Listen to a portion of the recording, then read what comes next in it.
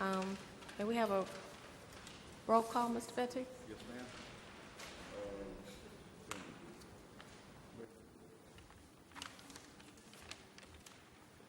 ma'am. Carol Anderson, John Sharpus, Christopher Smith, Kenneth Marks, Dallas Smith, Ingrid Holmes, Here. Jerry LeBeau. You have a quorum. Thank you. I'm going to do this officially at the regular meeting, but I'd like to welcome Mr. LeBeau to our group. We're very glad that he's here tonight, and we'll give you an opportunity to share some information. Okay. All right. If we could, we'll go ahead and get started with the workshop, Rachel. Good evening, Board. Good evening. Tonight we're here to go over our proposed budget for fiscal year 2020. If everyone can get their packets out, I'll give you all a minute to get it in front of you.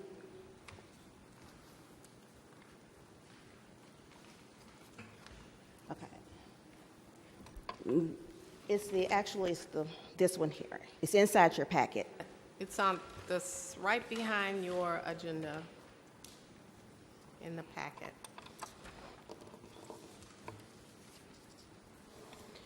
This fiscal year, we will, next fiscal year, year 2020, we will have the 549 4th Street location up and running. So we need to set the operational costs for that building. That building is it's going to have the culinary school, the emergency management command center, and the Center for Community and Business Development. So when you look at your proposed budget for the fiscal year 2020, you're going to see your base budget, and then you'll see the budget for 549 shaded in gray. Okay. Now, the amounts that changed, we'll go over the base budget first. The amounts that change in the base budget, the first part is the earnings and salaries, and that will be determined by the Port Arthur Finance Department. The City of Port Arthur Finance Department will key those numbers in.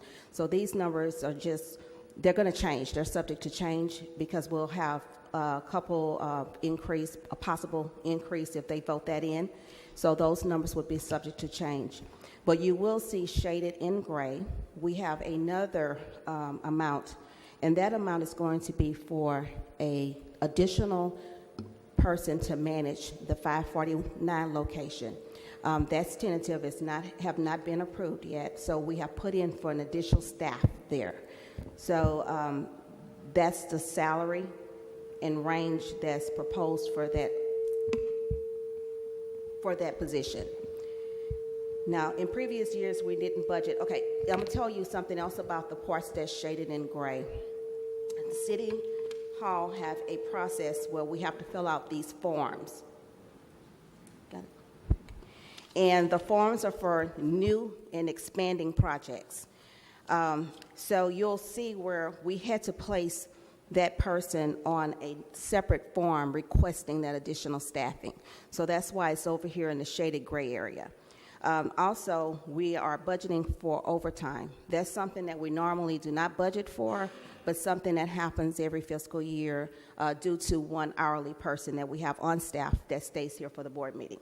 So now we're going to go ahead and fund that line item for overtime. Everything else, if you come down to the office supplies, we're increasing office supplies by $500, and that's due to the one-stop shop here. One-stop party, I apologize. The one-stop shop that's here, we have, they do use our printer, so we tend to use a little bit more ink, and we're going over a little bit in our office supplies. So we're just going to fund that, pad that a little bit more for that reason. Everything else stays the same there until you get down to board meeting expenses. And we're increasing that due to just cost of living increases. The restaurants tend to increase the amount that they service us per year. So just to cover any additional costs that's unforeseen. Our other supplies is also changing. That one is also increasing by $2,300 due to the one-stop shop. And that covers our janitorial supplies. We are going through a lot of our janitorial supplies with the additional traffic that's in the building with people coming in from help from Hurricane Harvey. So that's the reason why that one has increased so much. And that, I think, will be around for another year, about another year, and then they'll be closing that program up. Let's see here. The next large item you have, $13,500, you'll see in the shaded gray area. That's to cover the office supplies for 549 Proctor. That's strictly for that building. If you come down a little bit more, building maintenance is also increasing for that same reason. Building maintenance, we once funded our janitorial supplies from other contractual services, but now we're moving that allocation up to building maintenance, which is going to increase that line item to $35,000, and the $97,500 is the maintenance of the 549 building. Our next increase, or that you could notice, will be our rent. The rent for that EDC pays to 501 Proctor will increase to $60,000 next year. We normally, the normal payment is $12,750 per quarter, and that will be increasing to $15,750 per quarter effective March of 2020. So we have to cover that additional cost. The items that you see down at the bottom, shaded in purple, in the lavender, these are the amounts that the board usually determine the amount that we're going to allocate for these line items. I gave an estimate for development at $1.5 million. The business park development staying the same at $200,800. And 4B development is going to decrease. We're carrying over $690 for our current affordable housing program, and we have a tentative $300,000 just in the event that they do extend that program. And then we have $60,000 that's coming from the sidewalks, driveways that we had allocated for the affordable housing. So we still have some funds that we're carrying over. So that amount is going to drop down to $1,050. Promotional programs, this year we implemented something a little bit different, and we called it performance budgeting. And we let the staff, Renata and Crystal, tell us a little bit about what they want to have accomplished for the next fiscal year and how much they think that would cost. Mrs. McLean, Renata, in her marketing, she is implementing a couple of new programs: target and retarget marketing, geo-fencing, storytelling component for Port Arthur, and also a video snippet showcase. She's adding that to her current goals that she has for the next fiscal year. So she's actually requesting that we allow her $146,000. Last year, it was $70,000, and she's finding it quite difficult to do her current program plus any new programs she would like to implement.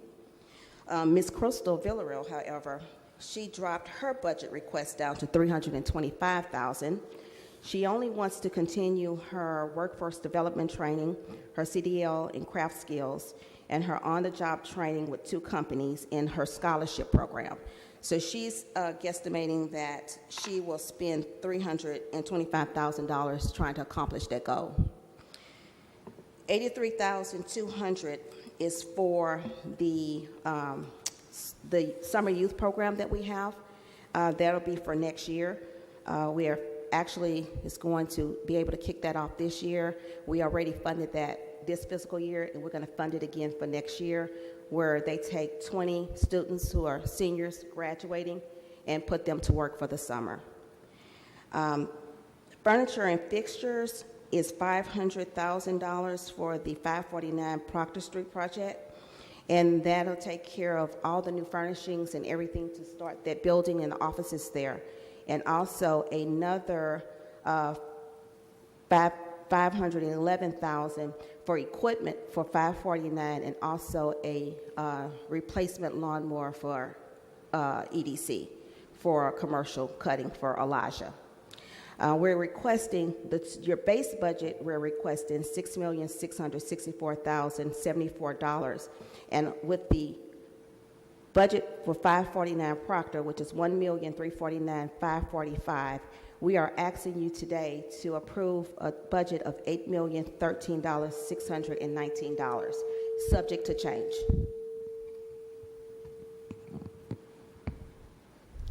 Is there any questions or anyone that need any more explanations on any of the line items and why they're increasing or?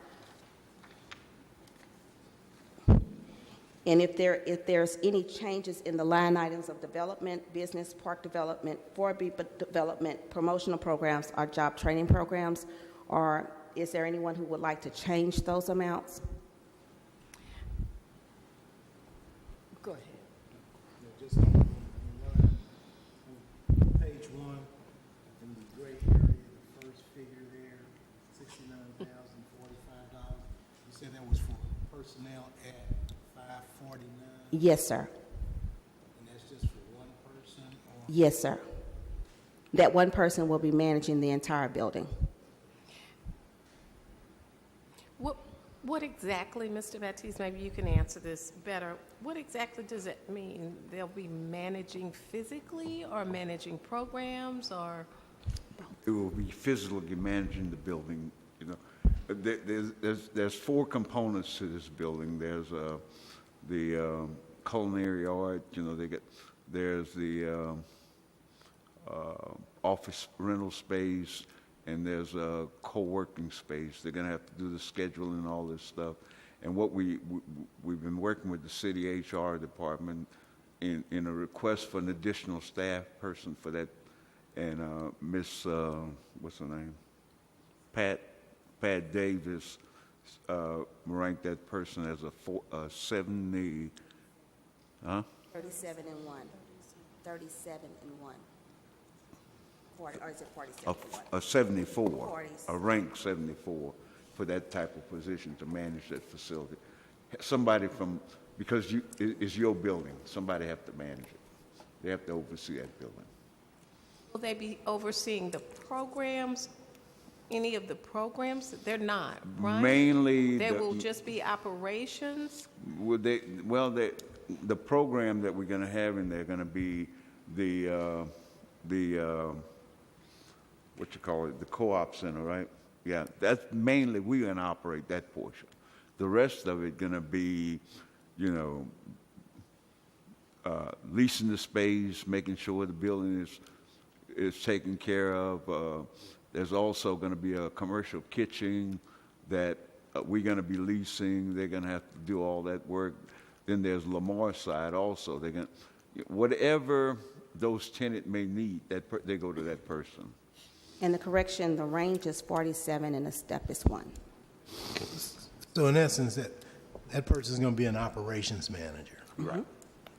And that come from the city. It's going to be, it's in your executive session where we are asking you guys to go to the council and ask for additional staff person, because we can't run back and forth over here. Somebody got to be stationed over there.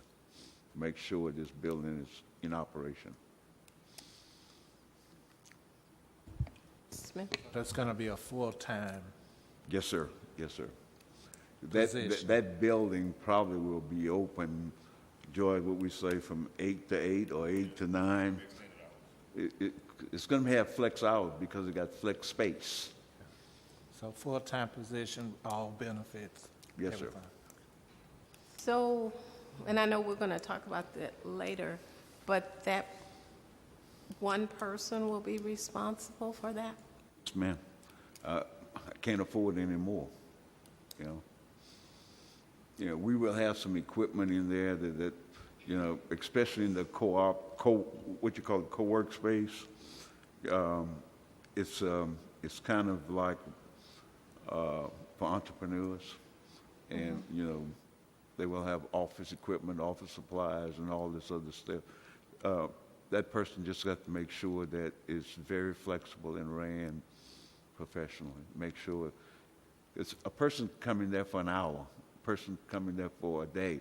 Somebody got to schedule all that. Somebody, You know, some people may rent the place for 30 days. Some people may rent the place for, you want to give them an idea what that co-working space is about? George's been doing more work on it than me. Well, it's a variety of things. For example, like you said, a photographer may come in there and rent the studio space for an hour. You also could have board meetings.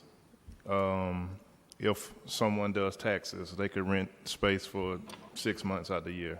So, like you said, that individual would schedule and make sure that that's ran properly. They still have to manage the commercial kitchen because that's going to be open. There's going to be a restaurant in there.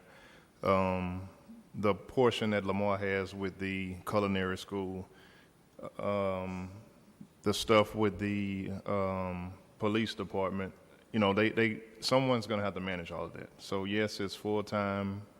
My next question is, the building supposed to be completed?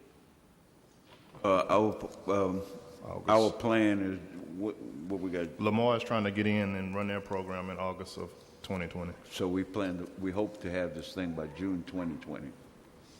Where are we right now? Sir? Where are we right now as far as, have we started renovating? Yeah. You got several items on your agenda that we're going to let you know where you guys are on that. Are there any other questions about the budget? What I would ask, I need to spend a little more time, and we need to spend a little more time looking at this thing to make sure before you guys approve this stuff. I want to spend. I just apologize. I have not spent a lot of time on this, and I need to look at it a little bit more. I agree. It's a good Yes, ma'am. budget. It's a good budget. Okay. There probably are some questions. Any other questions? Any questions? Mr. Anderson? We certainly want questions from you guys.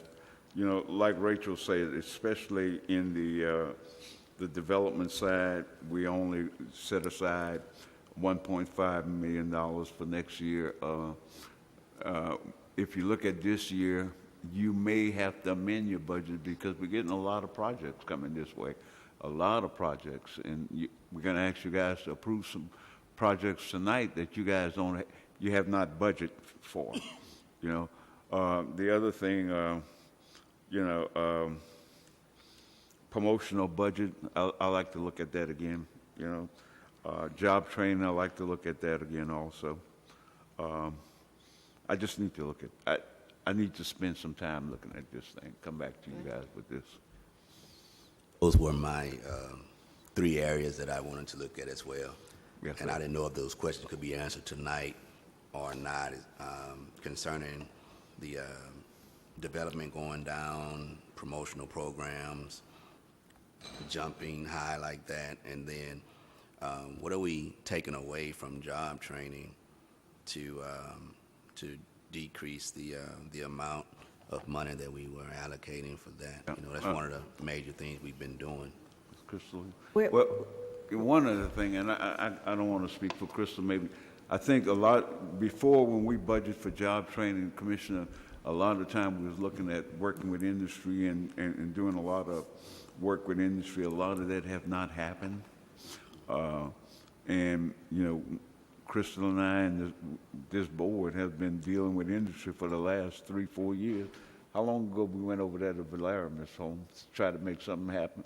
And it's just difficult to change the culture. And I don't want to just put money there just to have it there. Before we put it there, just hoping that it was going to happen. We thought it was going to happen, but it didn't happen. And I think Crystal could probably tell you a little more. So the programs aren't going to change. The programs that we're doing now, that will be covered with the budget that we're estimating. It's just that before we had about, I think at one point it was $750, it went down to $500, and that's because we had a really large company that we were anticipating coming in. They didn't. The next year we brought it down to $500 because we were anticipating working with PIG and doing a lot of partnership there and getting some on-the-job training with subcontractors.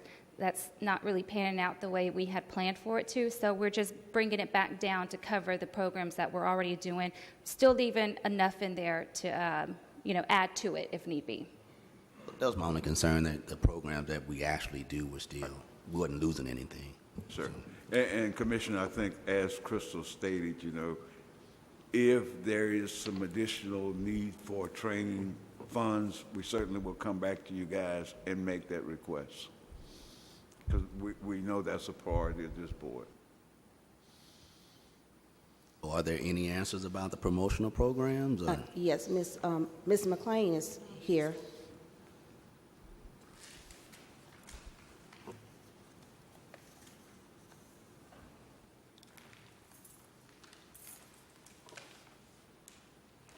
Just want you to explain a little bit about how you're asking for increasing your promotional. Good afternoon. Good afternoon. Running a little bit behind.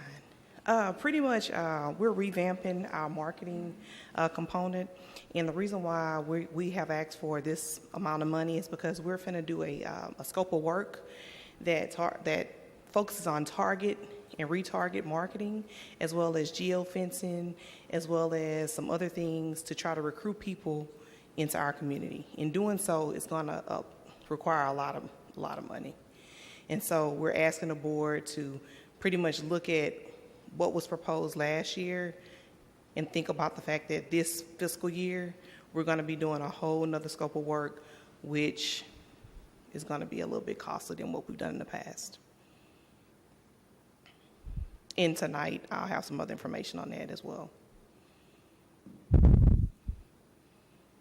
As I said, you know, what I would request from you guys is that I know it's going to call for another meeting real soon because I got to get this thing to the council, but and I apologize for not putting more time into this, but I'd like to put more time into this thing and ask you guys to come back maybe next week and try to approve this budget with some additional input from us. Maybe, Mr. What would help also is to know what we actually spent this year. We'll see that tonight, sir. Okay. Any other questions? Any other questions? Thank you so much. Thank you. Have a nice evening. You do the same. Thank you. And congratulations. Thank you so much. Hey, we can go ahead with the agenda. It's posted for 5:30 on the, or did we post? Okay, all right. At this time, we'll move forward with our regular board meeting. There is no need to reconvene, is there? Okay, all right.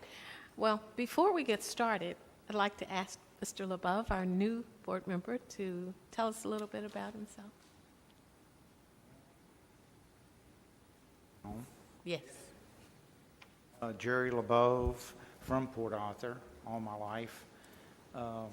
Graduated from Thomas Jefferson. Have a wife and 2 kids. Worked for a pipeline company for 42 years, retired, and jumped into another business of car washes, which is a drastic change. It's a 24/7 job, and just wanted to get on this board to help Port Arthur if possible. Thank you so much for your willingness to serve. We really appreciate you being here. And we want you to jump in with our feet. Thank you. And help us move forward. We're in a great place in our city, and we want to continue to see Thank it you. move forward. Thank you. Madam Chairman, I learned something today about our new chairperson. Today is his birthday. Well, happy birthday. Happy birthday, Jerry. People are really celebrating today. Today is Rachel's 30th wedding anniversary. So today is a great day for everybody affiliated with us. At this time, you've received a copy of your minutes and had an opportunity to read them. May I have a motion, please? Second. It's been moved and second to approve the minutes from the April 1st meeting. All those in favor, please signify by saying aye. Aye. Any opposition? Motion carries. We'll move on to presentation. Mr. Baptiste, is there a presentation? Renata going to do a presentation okay. on our marketing strategy. Renata?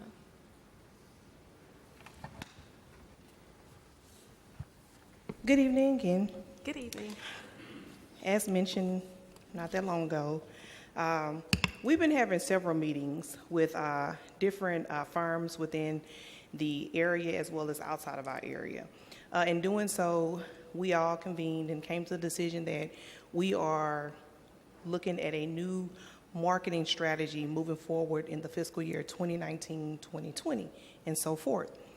The different firms that we've met with so far, we've kind of told them what it is that we're looking for, but we haven't really given them a scope of work, and that's what we're actually doing right now. I've actually been working with Mr. Baptiste, Mr. Smith, George, and Cliff from purchasing across the street. We're actually putting together a request for proposal to send out to different firms, asking them to give us information on what it is they can do to help us move forward with the vision and what it is that we're trying to do for the Port Arthur Economic Development Corporation, specifically the marketing component. And I'll share, is it okay for me to share some of the things, Mr. Baptiste? I would suggest if you have copies of it to hand it out, because we're going to ask them, we're going to need their approval to go out for it to publish this thing, to go out for request for proposal. If you could give them a copy of it. Actually, that's the thing. Remember, I sent it, me and Cliff talked this morning, and I actually sent the information over to Cliff, and he never actually sent it back. But what's your final draft that you're going to be putting in the paper, prior to putting it in the paper, if the board could see it, so that, because they're going to have to give us permission to do this. Okay. The final draft, don't you have the final draft? I actually didn't have the final. I have my copy, but That's fine. okay. Joan, can you make some copies? Mr. Baptiste, will purchasing be making some adjustments to this, Renata? Well, actually, I actually came up with the scope of work along with Mr. Baptiste, George, and Mr. Smith. And pretty much I went, it's been a long process, but I actually went and met with Cliff and sat down with him because he is the purchasing manager. Right. And he was just giving me some tidbits on as far as like how to do the scope of work, just laying it out, because Right. we don't want to be vague or anything, because this is Right. like a one-shot. We have one shot to do it. And so we wanted to make sure that we had everything that we wanted to move forward to make the marketing component a better component. So I actually submitted the information last week, but on Friday he sent out another proposal, and then today we all got together, and like we all talked about it, it was just a little bit too vague. And so I went back and I asked the questions that I felt were Right. the right I understand. questions. But you haven't gotten the answers to those yet? Well, no, we have to send it out. We have to get you guys approval to go out. Okay. So tonight, we're asking the board. So it's not a change in the document, so the document you're going to share with us will be what will... Yes, okay. ma'am. Okay, Mhm. all right. I thought it was something that would change based on your questions. Okay. Well, can we... What do you want to do? Move forward until... Or do you have some more things you want to add? Well, no, like, it's done. I just wanted to ask Mr. Baptiste if it was okay for me to share. Okay. So basically, the scope of work that I'm asking for, and I kind of like summarized it in the actual RFP, but we're looking for corporate branding strategy, website, which gives us a strong landing page that tells a consistent story across all outlets.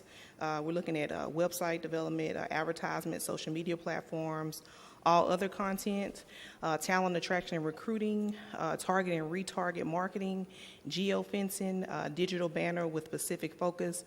We talked about a vanity number, and I think I mentioned that to you guys a while back, dropping those numbers in specific states. Example would be Wisconsin, Michigan. Text-to-phone marketing, giving the decision maker an opportunity to opt in or opt out to receive marketing messages related to Port Arthur.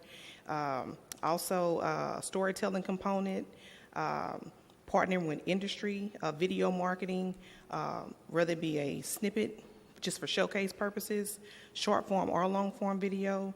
Also highlighting our education sector, as well as our industry sector, as well as our Port Arthur Business Park.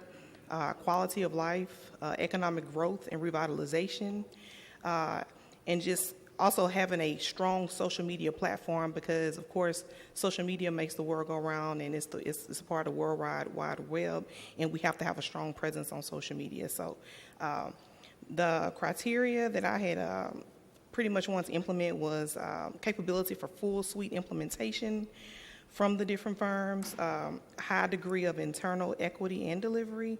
Price and cost would also be something that we would look at. Previous work with economic development organizations, marketing with cities of population of 50,000 or more, and experience with economic development websites. And pretty much what you see, the first three components on the front page, those are the three items that we're going to ask for from the actual proposer. And so that's where we are right now.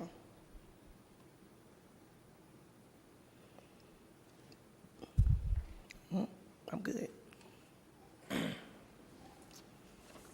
So basically, if you guys just look at it, and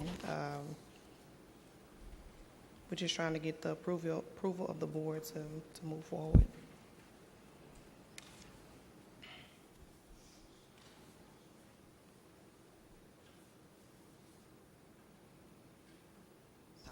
Are there any questions of Renata?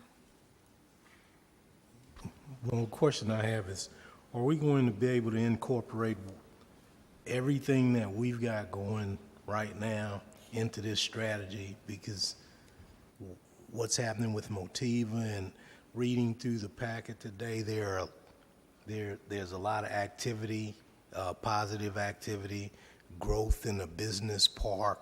There are looks like a lot of jobs in different arenas, in different categories that should be attractive to folks from outside as well as people here in our locale. So we need to, I would think, incorporate what's going on right now into the strategy. I just want to know if y'all consider that. That's the goal. That's part of the goal.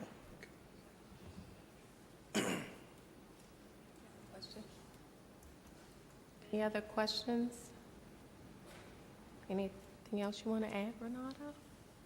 Oh, pretty much this is I would call it our 2025 vision, because once we start it, we're going to keep putting it out there. It's going to keep going and turning. And once you guys approve it, if you guys approve it, once we move forward and we do announce the firm, we're going to stay on board with them, and we're going to keep it turning. And we're going to keep putting it out there, all positives, trying to recruit people to our area on a consistent basis. Another thing is, when we decide or approve on a partner to take on this project, we're going to have some milestones. We're going to be able to actually see results, quantitative results of what they do. Yes, sir. For the money that we spent. We're going to hold them accountable. Okay. Yes.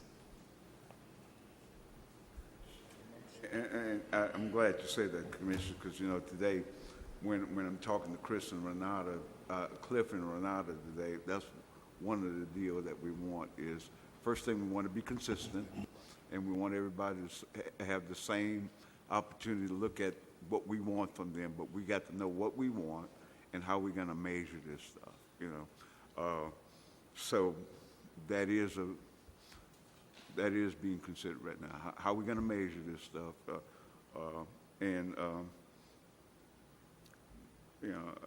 I think we need to just look at this a little more, because this is very important to us. This is and once it get out there, it's out there.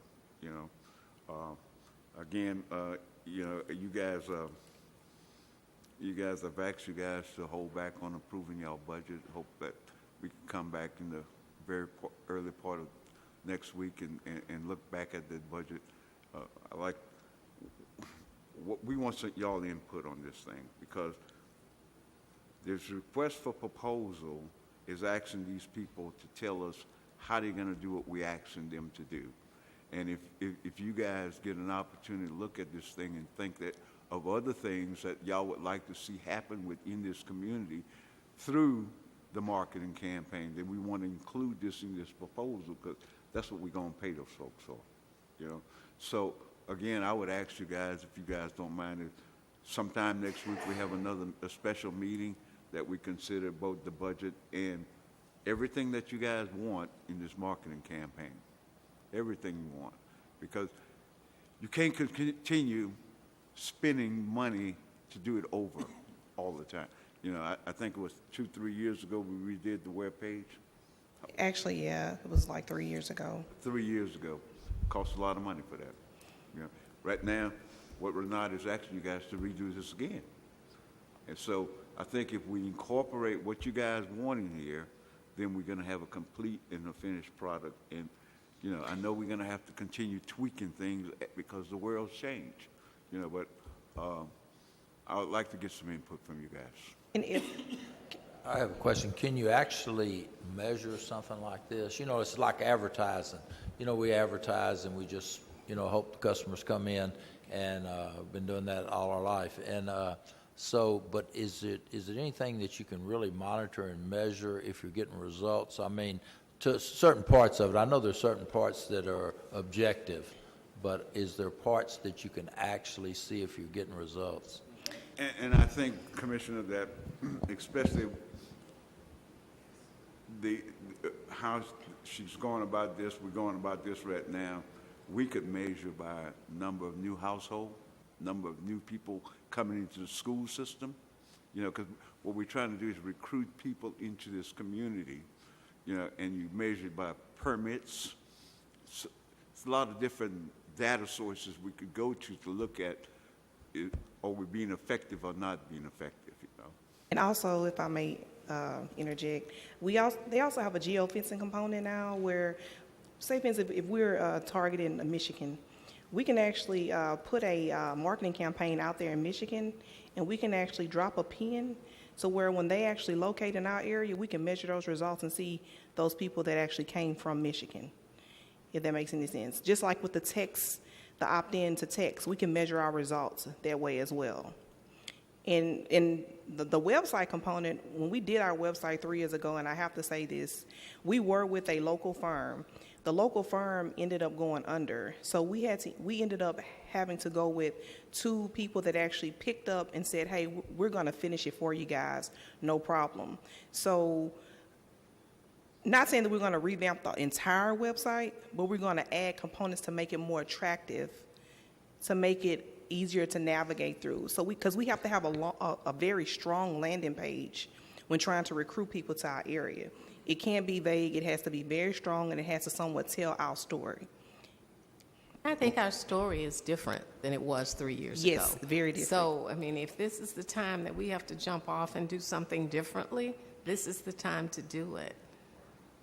And just to inject here, what I was talking about was the fact that our marketing programs before, we've asked as board members, you know, how many companies have actually visited. Well, you know, once they've visited the website, or they've seen some of the advertising that we've put out there, and those type things, just to get people to come, and not to say that they're going to locate here, but at least we're getting people to come, and it's effective enough that and attractive enough that they come and visit to see if they might want to locate a business here. Right. We actually partnered with the company a few years ago by the name of Multiview, and I was actually able to track every decision maker, every company, how long they stayed on our page, what pages they went, I mean, the whole 9 yards. Mr. Baptiste, I know we talked about it, like he was getting a lot of phone calls. We did a billboard a few years ago. Actually, we did a marketing campaign. We ran it through EDC in 2014 and 2016, and we won 2 international awards on that particular campaign. We had a vanity number assigned to that particular billboard, so we were able to track the calls that were coming in. And a lot of people were really calling in, and we got a very positive, I guess you can say it was a lot of positives that came in from decision makers and things of that sort, because, you know, I think some board members said in the past, you know, Port Arthur sometimes has a negative connotation, but with what we were doing, it brought a lot of positives to the EDC, and people started saying, okay, I know what the EDC is doing. I know what they're about. You know, they're helping people. They're, you know, trying to create jobs. Whereas before, a lot of people, I think, weren't educated on what the Economic Development Corporation did, like the people that are locally. But as far as site selectors were concerned and like people, decision makers, I think we were very much so bombarded with calls at a particular point. And I feel like if we do it again, I feel like this is a great opportunity and a great time to do it. Again, I want that to be translated into physical visits from companies that they've gone Right. to. They've gone to our website. They've looked at our billboard. And they've actually came through. And they've actually said, well, it's worth our while to go to Port Arthur and visit and see if it's going to benefit us to look at moving here, moving a business here. Right, right. Mr. Box, you didn't move from marketing to closing the deal. Huh? Yeah. Yeah. My question was, well, but marketing gets the phone ringing. Let's just clarify that. Right. Yeah, Now, the second part of that is after the phone rings, after the inquiries come in, someone has to close the deal, and I get that as well. But my question is this proposal, what's the increase in the budget? Yes, sir. Okay. So at some point, we'll see what this is actually going to cost us before we approve it. Yes, Or sir. have an idea? Yes, we will. Okay. And that's why I'm asking you guys to have some input, because once we put this RFQ out, then we're going to get people bidding on this thing. And, you know, as Renata said, it probably will be costly. I don't know what it's going to cost us, you know. But I think we need to do all that we want to do. So again, what I'm asking you guys to come back sometime next week when you guys approve your budget, and we look back at this and come back with some input on other things that you guys would like to see. I certainly appreciate the comments that you guys are making and the insight that you guys have into what we're trying to get done here, you know, because it is very important, you know. And I agree with Renata. You know, overall, we've done a very good job in marketing, but our deficiency is in recruiting. You know, we're not following up. We're not following up on, you know, and the question is, our shift have been, in fact, my shift and what I've said to you guys in the past is, I don't really have to go out and look for a company no more. I got too many banging on my doors right now.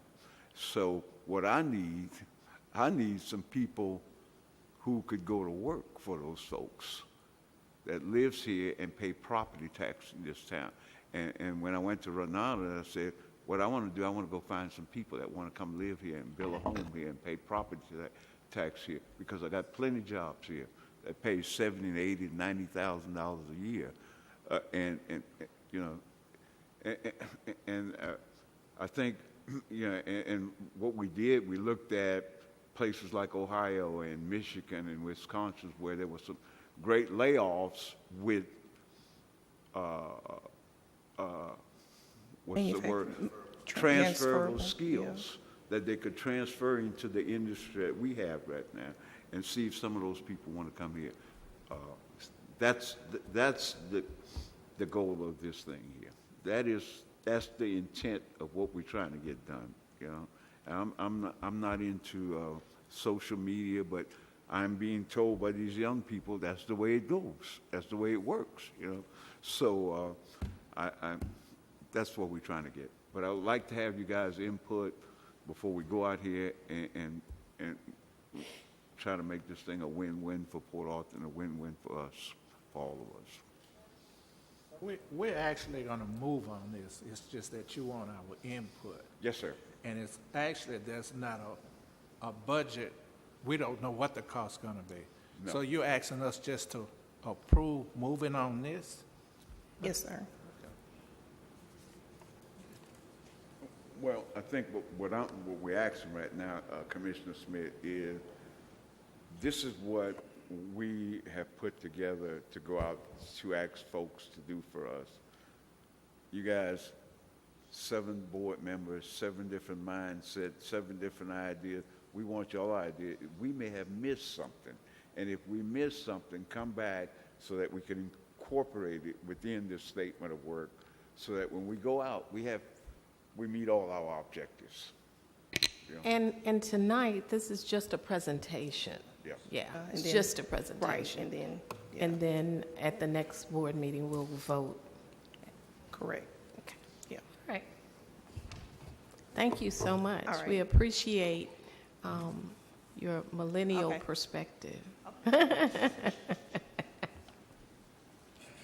Communication. Mr. Betty?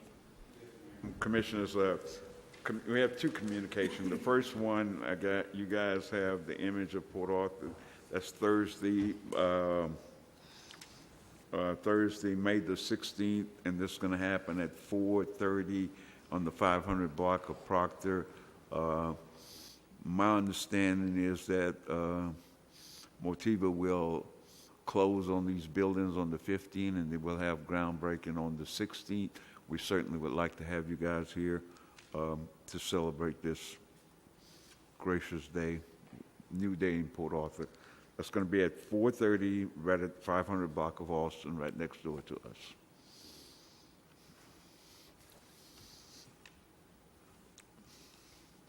The next communication you guys have is a industry show that the Chamber of Port Arthur is putting on. That's going to be held August the 1st at the Bob Bauer Civic Center.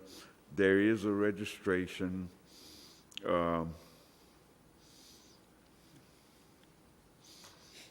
There is a registration in a booth.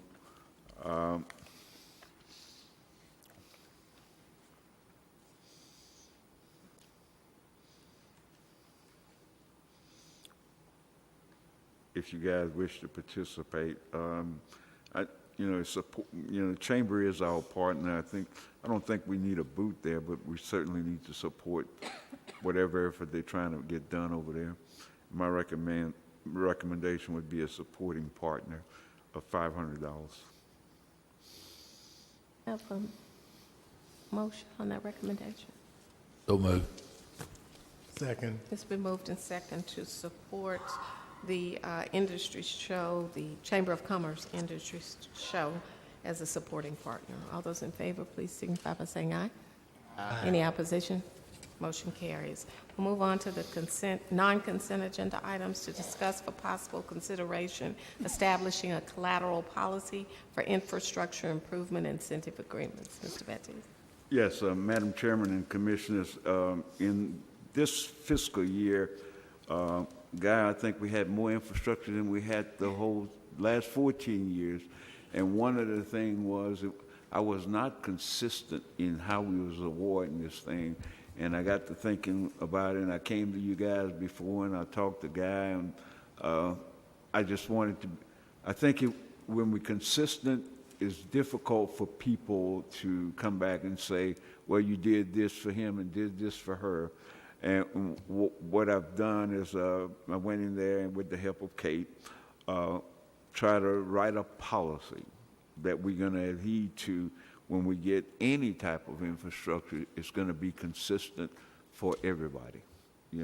It's going to be based upon similar as your economic incentive for economic development, job creation. It is based upon approved infrastructure costs. We would have a % of that cost, and it would be collateralized until all conditions have been met. Kate, anything else I should say?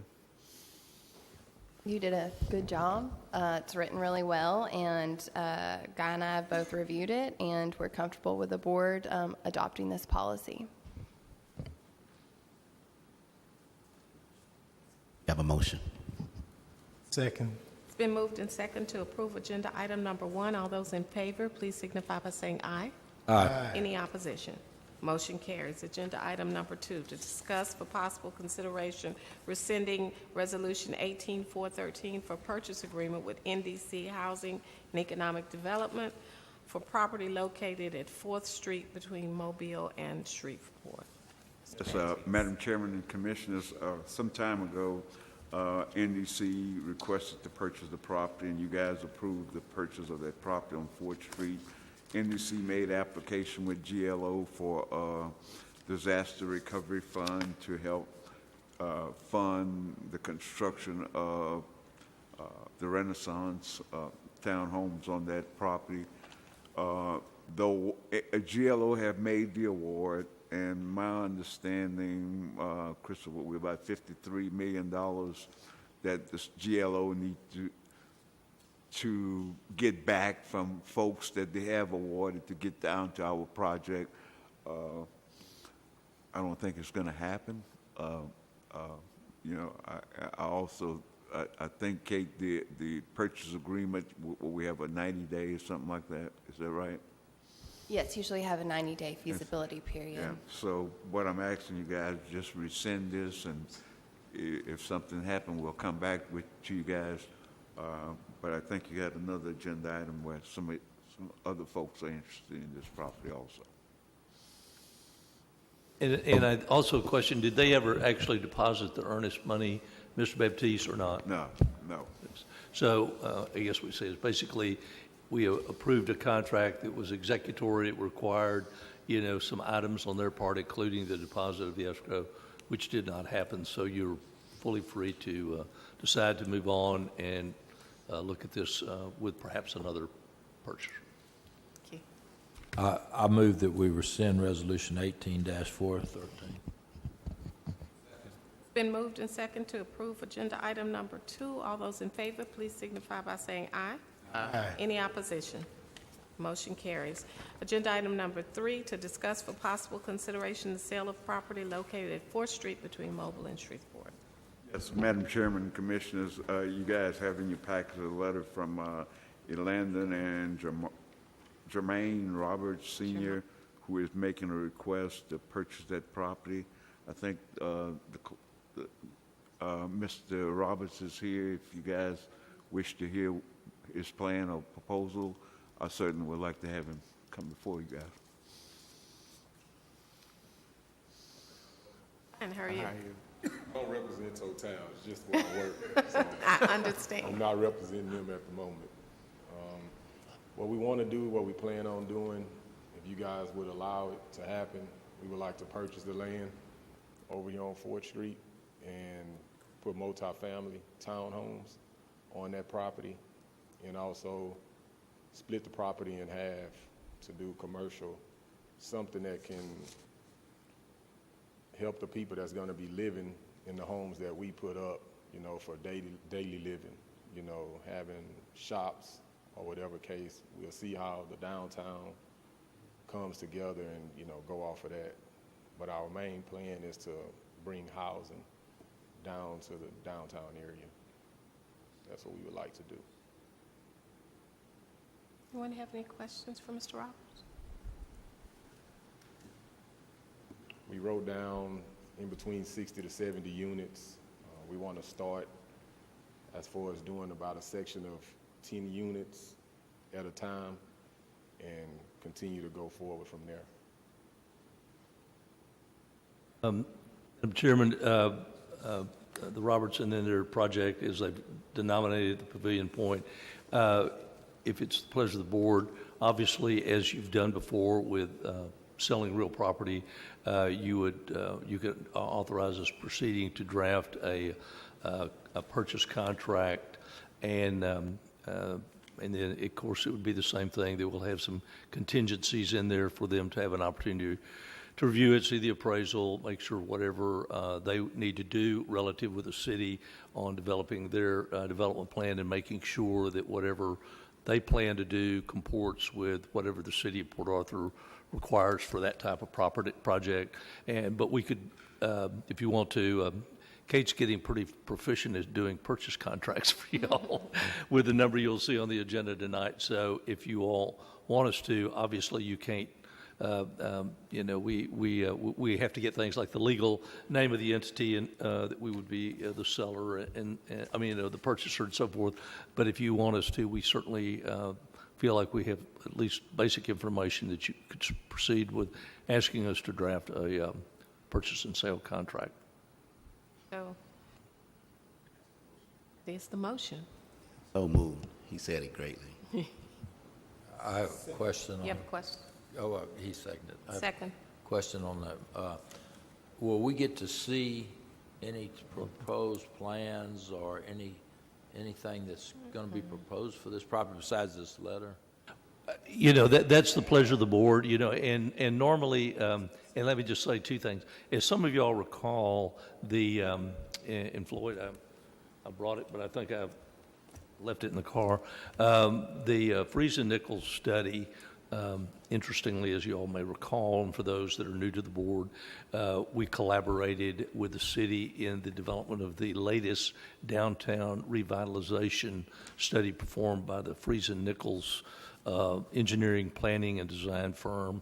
And it actually suggested that the highest and best use for the property, and again, we haven't seen this development plan, but was much like what EDC and probably the pavilion is looking forward, is what I guess, Floyd, we would call a medium density multi ownership or tenancy.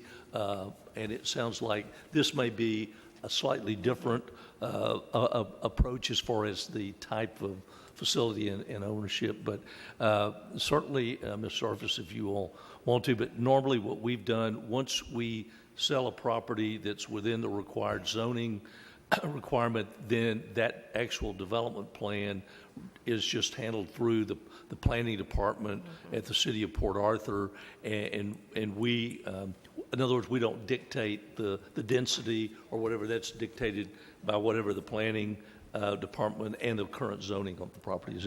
And quite frankly, right now, I don't know recall what it was zoned. It was going to have to be, do you recall, Kate, if we were going to have to rezone the property? I think it was residential. I think it may actually, and that would be for Mr. Roberts and his group to determine about whether there is any zoning change that has to be done. But we usually leave that with the Usually city. when there's not an incentive associated with the sale of land, it's just an outright sale of land. Right. So once you sell it, you No, you just- no deed restrictions or anything like that? No, in fact, interestingly, this property has been proposed for everything from a multi-user residential non-ownership, tenancy to a industrial site. So, and so we've kind of been all over the map, Mr. Sharfus, on this one. I say something?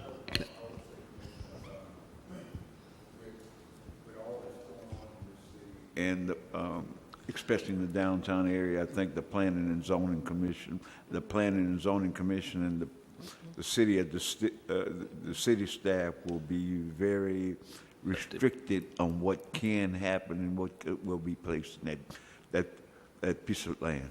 That'd be my only concern. Yes, sir. Somebody needs to say, hey, Yes, sir. this is what's going to end up here. Yes, sir. Right. I think from our perspective, though, it's just a straight sale of property. right.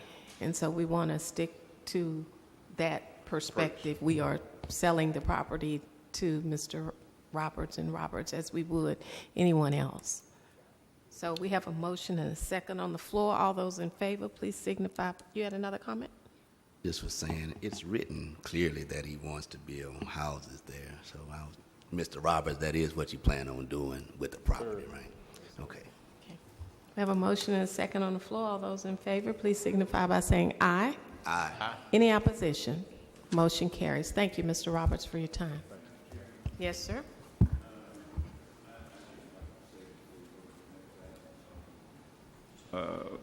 We have a former commissioner, Mr. Roberts, here, and we certainly appreciate him visiting us again. I didn't see him. Eli, stand up and say hello, man. Hey, Mr. Roberts, how are you? We were trying to avoid it. Thank you, Madam Chairman. We'll move on to agenda item number 4 to discuss for possible consideration entering into an economic incentive infrastructure agreement with MP1 Pena Shopping Plaza. Yes, Madam Chairman and Commissioners, you guys approved the terms and condition of agreement. Kate has prepared the agreement, and we're asking you guys to move forward with it. The agreement's in your packet. It's an infrastructure grant agreement. MP1 has proposed to build a strip shopping plaza at 1348 Jefferson Drive. The findings of fact that you'll find in the agreement state that providing this infrastructure grant will make this area suitable for commercial tenant spaces, which will house 2 or more commercial tenants. And due to the opening of these businesses, it will increase the ad valorem tax base and bring more sales tax revenue to the city. This agreement will be the first one that coincides with the policy that you guys just approved. You'll see now that all of the milestones for any infrastructure agreement are structured pretty much the same way. They get 30% for infrastructure, then 35% once the first certificate of occupancy is delivered, and then the remaining 35% with the second certificate of occupancy, and they will collateralize it with a letter of credit.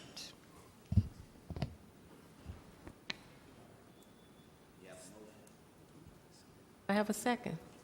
Second. We have a motion and a second to approve agenda item number 4. All those in favor, please signify by saying aye. Aye. Any opposition?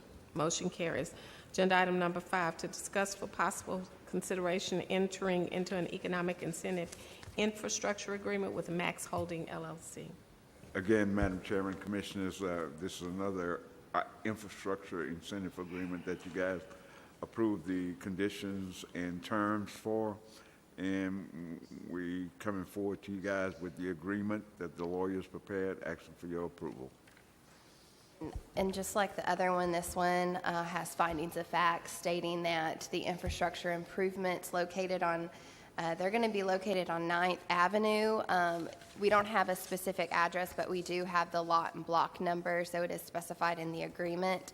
But that the infrastructure improvements will make the space available to be used by 2 or more commercial tenants, and those commercial tenants will bring additional sales tax revenue to the city and increase the city's ad valorem tax base. Have a motion. So moved. It's been moved and second to approve agenda item number 5. All those in favor, please signify by saying aye. Aye. Any opposition? Motion carries. Agenda item number 6, to discuss for possible consideration entering into an economic incentive agreement with Ray's Bakery. Yes, Madam Chairman, Commissioners, you guys approved the terms and conditions of this particular contract. We are not ready to present a contract to you guys. I think as of today, they did file a DBA, Kate. I think I forwarded that to you. Yes, with this project, it's still moving forward, but we just did not have all the necessary documentation to bring you guys a final agreement. So if you do have a special meeting, most likely I'll have it prepared by then. If not, it might just go on to your June meeting. But it's still moving forward, so no action right now. Okay, thank you. Agenda item number 7, to discuss for possible consideration a letter of intent for an economic incentive from Motion Industries. Yes, Madam Chairman and Commissioners, you guys been dealing with Motion Industry for some time. Currently, Motion Industry is looking at a building in the business park, the Lockwood International, right? Yeah. Yes, Lockwood. You'll recall the board many years ago sold land in Lockwood Development, Lockwood Holdings, developed a site on that, and then the EDC subsequently sold them an adjacent tract that they had some use that was not necessarily perfectly conforming with the business park requirements, but the city did approve that. As we reported to the board probably 3 months ago, yes, sir. Lockwood Holdings filed for bankruptcy, and we understood from the bankruptcy filings that this property, because we didn't have, obviously we had been paid for the land, so there was no collateral security interest or any other matter in it, except that the, and Crystal can correct me, but I think they were delinquent 2 years for their assessments.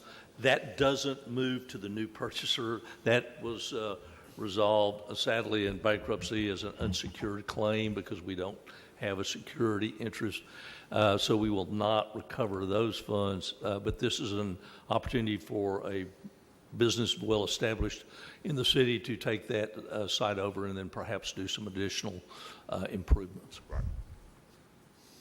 This is just a letter of intent right now. I mean, I think they're still ironing out the terms and condition between Lockwood and Motion. Once they make the sale final, they'll come back to us for the incentive.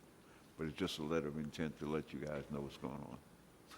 And those new board members, I don't know, John, if you was here or not, but Motion Industry, they're currently on Houston Avenue with the Drago building. They're going to consolidate both their Grove store and their Port Arthur store in the business park. The purpose of the letter of intent is to just show that, or to allow the staff to move forward. Yes, right. We've looked at, it's in a SCA code, so you're just directing staff and Kate to draft an incentive agreement to bring back for your approval with appropriate milestones. Yes, Yes, sir. please. So move. It's been moved and second to approve agenda item number 7. All those in favor, please signify by saying aye. Any opposition? Motion carries. To discuss agenda item number 8, to discuss for possible consideration a letter of intent for an economic incentive for Robogistics. Yes, ma'am. Commissioners and Chairman, Robogistics, about 3 years ago, visited those folks, and they finally decided to come to Port Arthur. Currently working with the city to lease space at the Armory building for 12 months for them to start production. Hopefully the council will make a decision on that tomorrow. But in the meantime, they would like to build a building in the business park, and this is their letter of intent. These guys, they build robots. So hopefully a year from now, we'll be building robots in Port Arthur. But just a letter of intent, they meet the NAISC code, like to move forward with the application. Second. It's been moved and second to approve agenda item number 8. All those in favor, please signify by saying aye. Aye. Any opposition? Motion carries. Agenda item number 9, to discuss for possible consideration a letter of intent for economic incentive from vessel repair. Again, Madam Chairman and Commissioners, here's another letter of intent from Vessel Repair. Vessel Repair, if you guys don't know, is on Proctor Street Extension. With all the economy that's going on and the shipping that's happening in this area, Vessel Repair see a need to expand their existing facility. They have come to us. They're going to invest about $5 million in their expansion, and come to us and ask for an incentive to help them out on the equipment side. Again, this is just a letter of intent. They meet the NAISC code of the Act, and we ask you guys to move forward with a full application. Have a motion. So move. It's been moved and second to approve agenda item number 9. All those in favor, please signify by saying aye. Aye. Any opposition? Motion carries. Agenda item number 10, to discuss for possible consideration approving a microloan. Yes, ma'am. Where's the microloan? Well, I don't have it in front of me. Okay. There was a committee that met, I think Thursday or Friday. Is that right? Thursday, and you know, we go through the process. Very good applicant, good ideas, but based upon the information that we received from not only us but also NDC, we would recommend that you not fund this one.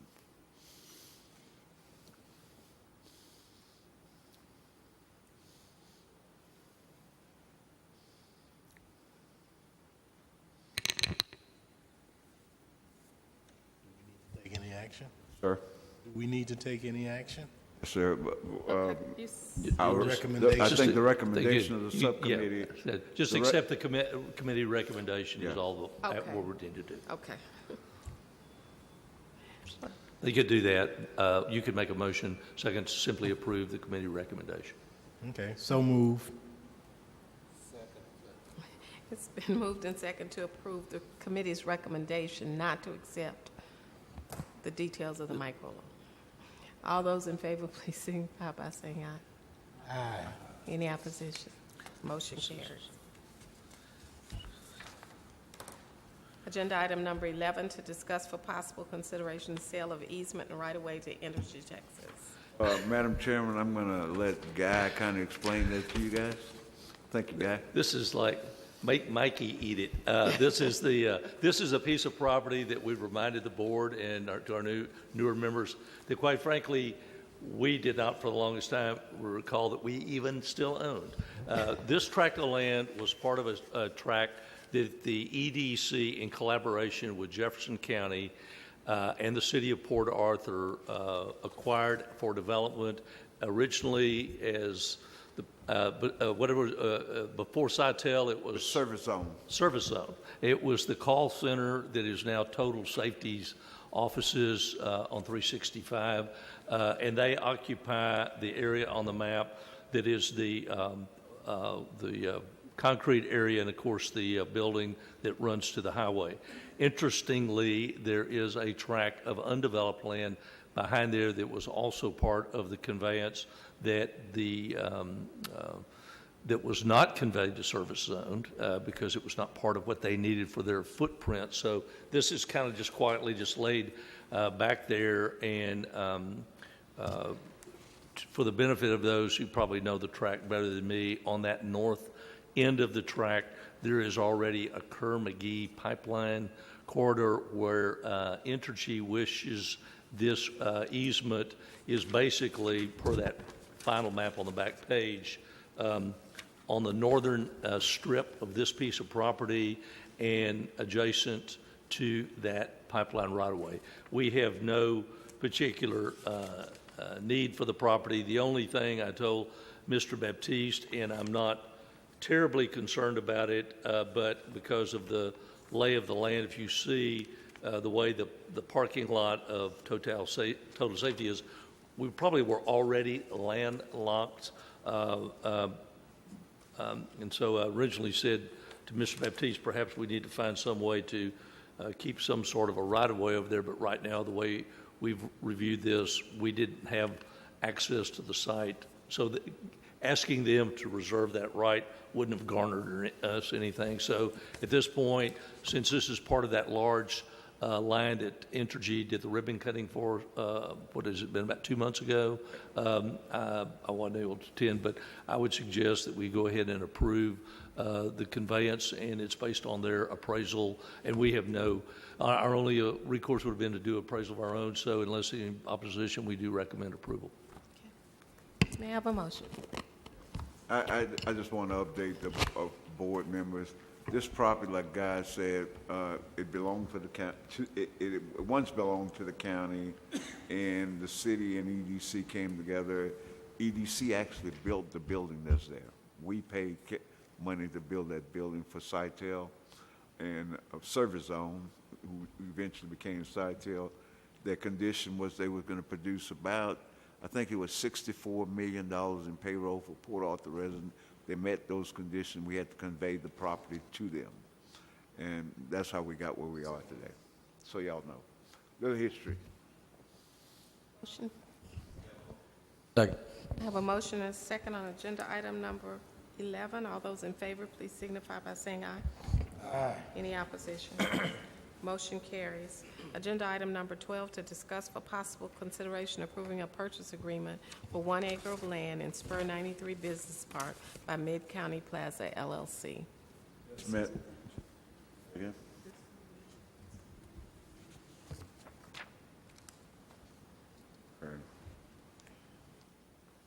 What you want? Oh, okay. What Joan is telling me, we just asking you guys, well, number 12 and 13. 12 is approving a purchase agreement.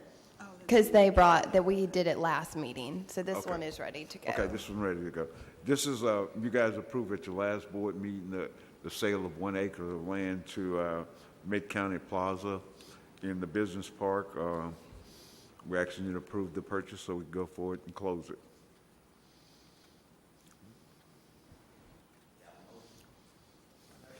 I have a motion and a second on agenda item number 12. All those in favor, please signify by saying aye. Aye. Any opposition? Motion carries. Agenda item number 13, to discuss for possible consideration the purchase of 1 acre of land in the Spur 93 Business Park by Texan Tool and Industrial LLC, Ruston, Penland. Yes, Madam Chairman and Commissioner, I'd like to take those 13 and 14 together. 13, we're asking you guys to sell the land, and Kate have prepared the purchase agreement. Number 14 is the purchase agreement, is the sale of 1 acre of land to Mr. Ruston Penland. I think there was some condition on that one, Kate, is that right? Is a condition, and so I didn't know if you wanted to bring that into executive session. Yeah, executive session. Can we go to executive session on this? Okay, we'll move agenda items 13 and 14 to executive session. Agenda item number 15, to discuss for possible consideration the purchase of 2 acres of land in Spur 93 Business Park by B&B Ice. Yes, ma'am. Again, number 15 and 16 is a request to purchase. We're asking you guys for permission to allow these guys to purchase 2 acres of land. And number 16 is the purchase agreement. Kate has prepared the purchase agreement. This is 2 acres of land to the south side of their current business in the business park. They're purchasing the land to the, I guess that would be the easement, or what you call the thing. Sent to there. And the reason we have 2 on both of these is usually Y'all we approve. come to the board and ask you guys to authorize us to prepare the purchase agreement, and then at the subsequent meeting, we'll show you the purchase agreement. However, both Mr. Penland and B&B Ice, both of their requests to purchase land came in right after your April meeting, and so rather than having them wait until the June meeting, especially B&B Ice, they're just wanting to purchase the adjacent 2 acres. That's what we did this time. We just kind of streamlined it and had one agenda item approving us, kind of preparing one, and then went ahead and prepared it for you guys to approve. Aren't B&B Ice already in our? Yes, they're Yes, already sir. in the business park. Yeah. They want to purchase an additional 2 acres because they're expanding their business. They're expanding. From the existing building to the detention pond. And I was going to say, this runs it up to a That basic easement, barrier. right. So they're taking all the land. There won't be any vacancy or remaining acreage on that particular tract. Right. So moved.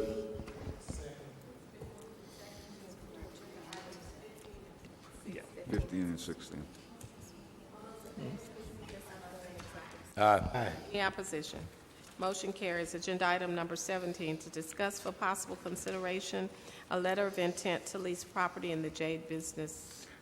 Madam Chairman, Council, I'd like to take that to executive session. Okay. Agenda item number 17 will go to executive session as well. Agenda item number 18, to discuss for possible consideration an economic incentive with DesTech Industrial Services LLC, doing we get business that as one Ramtex. Yes, Madam Chairman, Kate, we complete that one, no? No. I did speak to I know, I got it. On this one, we ran the numbers on these guys. These guys' application asked for, don't quote me on this, but I think it was $22,000.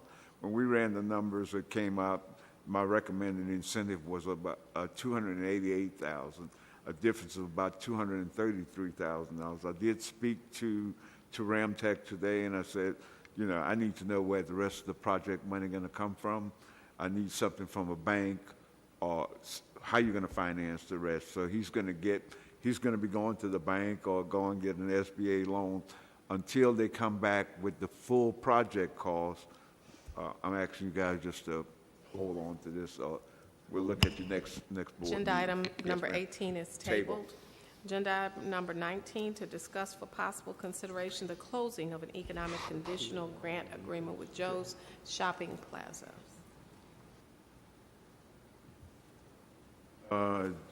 Joe's Shopping Plaza. That one, Crystal, we closing that one? That's They have met all. Tia the con- Juanita's and the adjacent.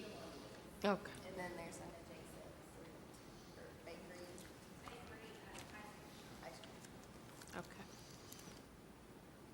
Okay. They have met all the conditions of their incentive agreement, and we're asking you guys to close that one. Second. It's been moved and second to approve agenda item number 19. All those in favor, please signify by saying aye. Aye. Any opposition?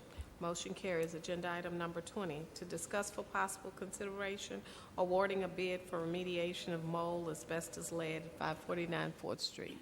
Madam Chairman, Commissioner, I'd like to amend that one a little bit Yes, to include the Yeah, environmental. we just failed to kind of get this broad enough, but we believe the agenda item is sufficient because you have in your packet the recommendation of award from Total Safety, but then there is the project administration. Is that the best way to provide it? And Kate will be reviewing and approving that.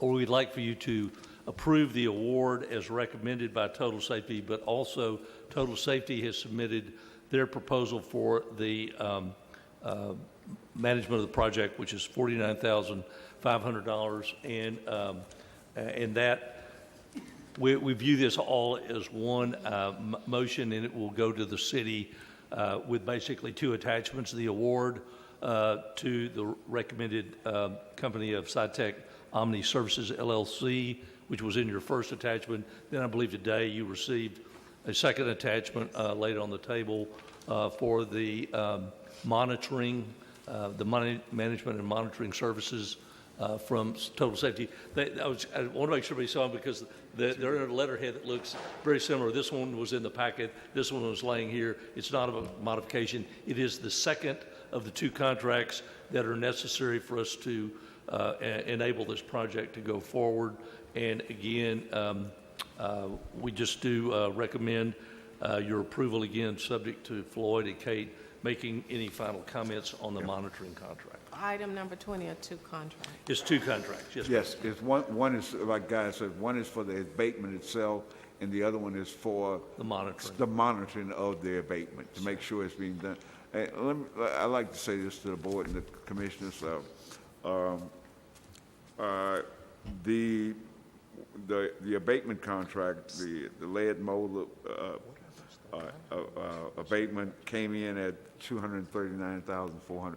That is a whole lot less than what I expected, guys. Okay. Because back in 2010, when Bears did the environmental, they estimated to be $250,000. What George and I have done with this particular, we have added some demolition to this thing. So they're going to do a lot of demolition and remove all this deal, and for $293. So we feel that we got a very good cost price to get this done. You know, I commend George for the work you've been doing, George. Can I have a motion, please? Second. It's been moved and seconded to approve agenda item number 20. All those in favor, please signify by saying aye. Aye. Any opposition? Motion carries. Agenda item number 21, to discuss for possible consideration ratifying the electrical services provided to 549 4th Street, former Port Arthur News Building. Yes, Madam Chairman and Commissioners, we use the word ratify. We have gone before the council with this. The council did approve it. We needed some lighting in the building.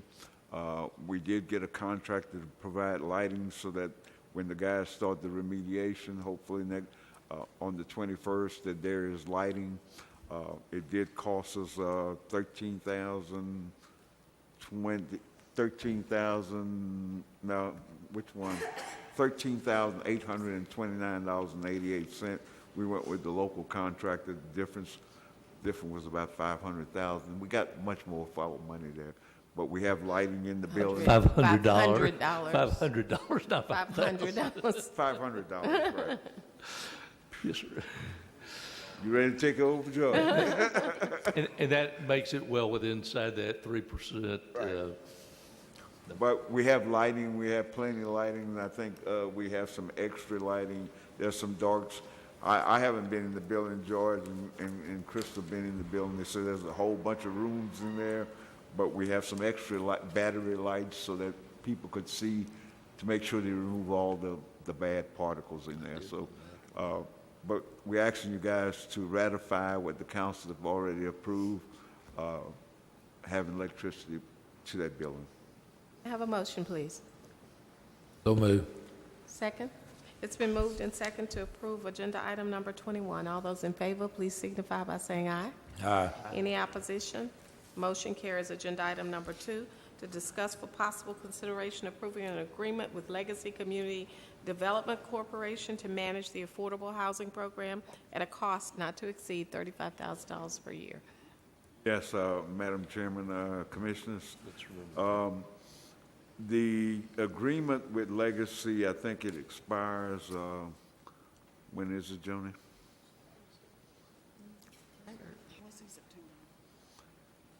When? September. And what we're asking you guys is because there is leftover money that the propositions allowed you guys to spend $300,000 a year, and as we all know, we had a slow start. We asked Legacy to stay on just one more year. We're asking you guys to maintain Legacy for one more year because we have that money to spend. I know I was in a meeting last week. I thought I saw it last week, and I think that Ms. Vivian, if you come up, I think there's about 17 or 18 homes getting ready to be built, but we need somebody to process all this stuff. It's going to cost us an additional $35,000. We discussed this a little bit last time, but what I did with the agreement, it is pretty much the same exact agreement that you've approved.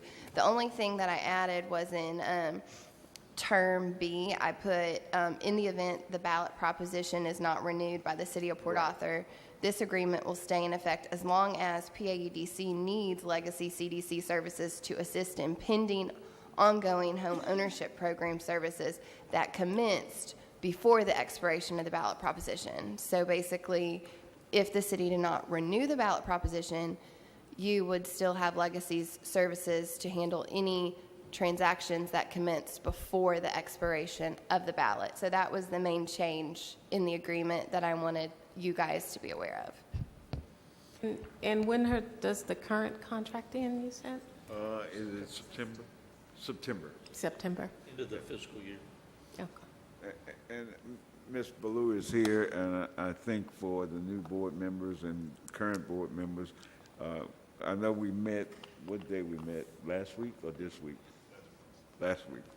We met last week with the cities with some of our concern. I think a lot of our concern is going to be answered, right? And we should begin to see some positive things happening. You want to tell the board what's going on? Hello. Yes, we've had some delays. Basically, some of the infrastructure and items that we needed to start the project was sort of out of our control, and we think that we have a good handle on those things now. We've also had some of those responsibilities turned over to us so that we can put in our own infrastructure as we build houses. We currently have about 19 people ready to go. We did meet with the interim city manager last week and discuss some of the issues that we've had and would like to see some assistance from the city to help make this project work.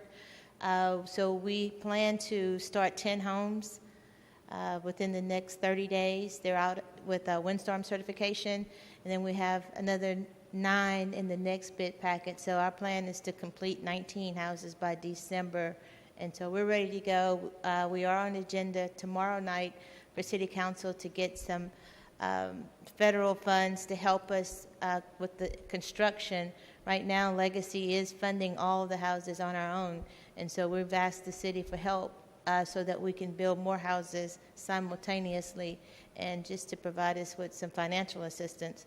So hopefully that'll pass tomorrow night, and that'll at least cover 1 1/2 houses.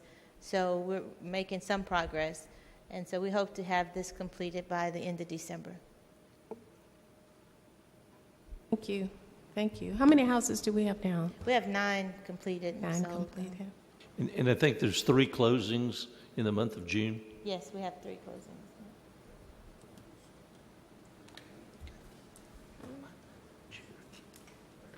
Okay, thank you. Has it been 3?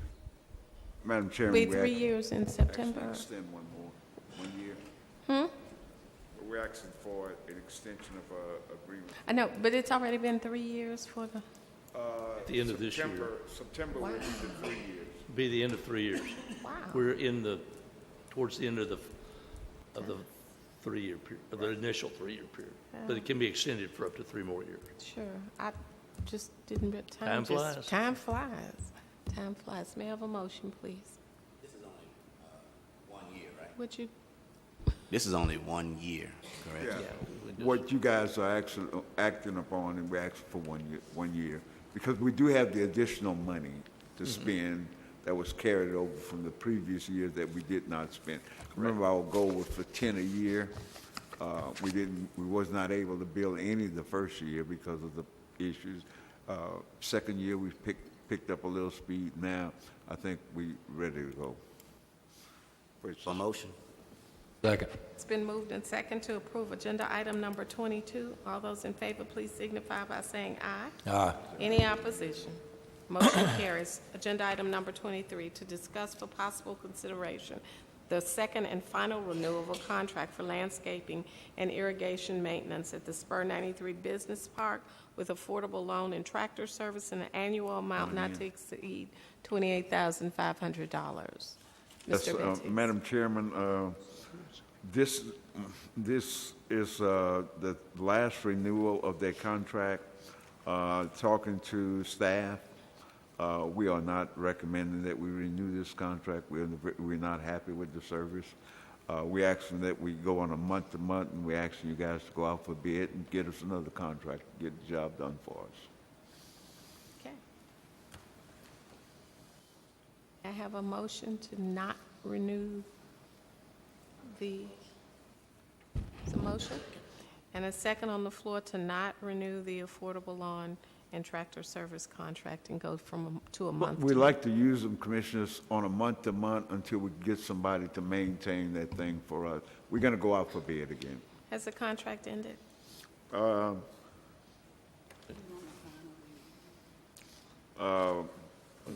What date? March, May the 8th, no. This is the final renewal. You could renew it for 1 more year. And what we asked not to renew it for that last year of the 3-year. And- Prior contract had a July date in Yeah, there. July. Yeah. So you should probably still have time to do a request for Couple cuts. proposal and Yeah. bring this back, perhaps even by the next meeting. We are asking you guys to go out for bid again, too.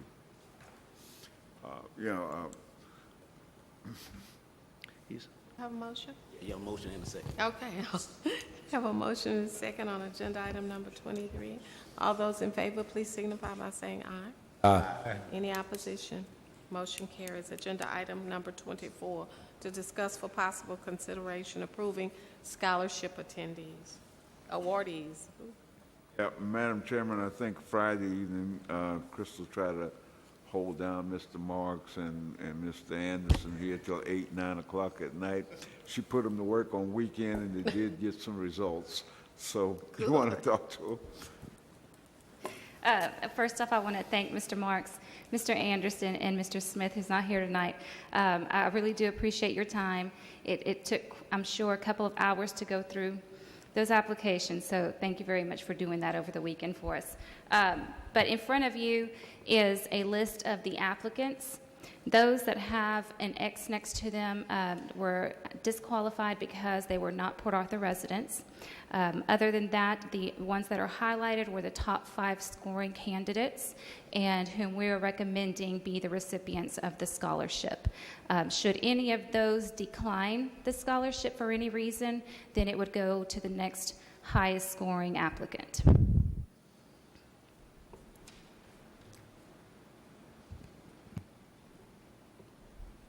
Any questions? Do I have a second? Second. It's been moved and second to approve agenda item number 24. All those in favor, please signify by saying aye. Aye. Any opposition? Motion carries. Agenda item number 25, to discuss for possible consideration appointing a committee for the review and selection of the general contractor for the construction renovation of 549 4th Street, former Port Arthur News Building. Yes, Madam Chairman and Commissioners, Friday was our deadline for our proposal. I think we received 7 proposals in for review for contractors. We would like to solicit 2 of the board members to be on that committee to select the contractor for the renovation of that 549 4th Street. We would like to get two members of this board to serve with us. Do I have any, here you go.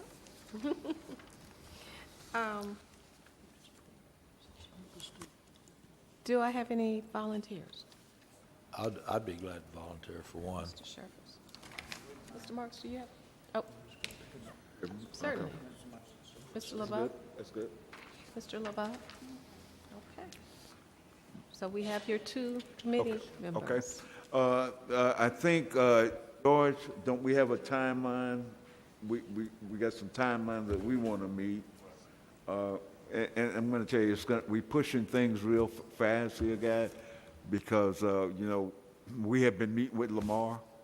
Lamar want to have their facility open and running by August of 20. So I think we have a date. What is the date that you want that's committee to meet? What's that?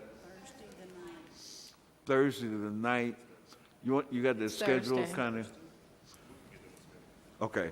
Thursday the 9th, if you guys could come by and meet with us, we're going to start reviewing the application so that we could, we want to select the contractor by when?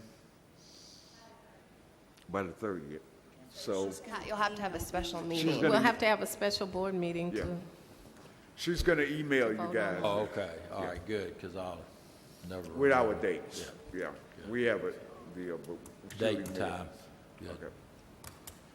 Yeah, we definitely have to come back to the board, yeah. there is no action other than that No, for ma'am. number 25. Okay, agenda item number 26, to discuss for possible consideration going out for bid for the PA EDC annual newsletter publication. Yeah, Madam Chairman and Commissioners, we have done an annual newsletter, and we are kind of late this year. Spoke to Renata. Renata said to me that a lot of the stuff that we have put in this newsletter was in last newsletter. So the question is, do we want to go out or not again, right, Renata? What's the recommendation? Go ahead, tell me. Every year, we put out a newsletter that pretty much matriculates throughout. It goes to every home in Port Arthur. And a lot of the information that's in here, it's still going on right now. Some things have came to fruition. And like I spoke to Ms. Baptiste, I'm going to recommend to do it. But it's just the fact that maybe it'll be probably this fiscal year, but maybe like the latter part of this fiscal year, so that we could gather all the facts and go from there. You think it's a little premature, huh? Sir? It's a little premature to send it out now? I do, I think so.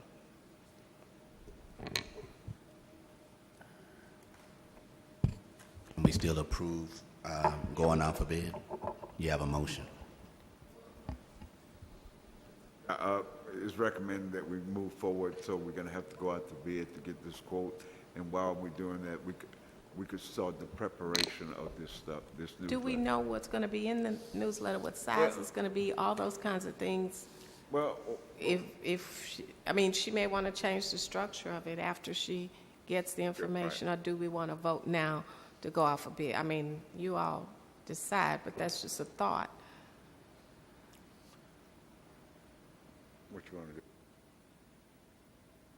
I mean, if we go out for bid, do we know what the document's going to look out like and when we're going to go out for, or if we're not going to do the project until September, it may look like a different document.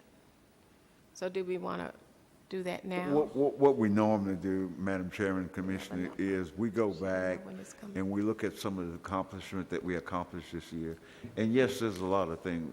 If you go back and you look at your budget, you spent almost $6 billion this year. So you've done something, So we go look at those things, that you've done, and we highlight those things because it is a community newsletter.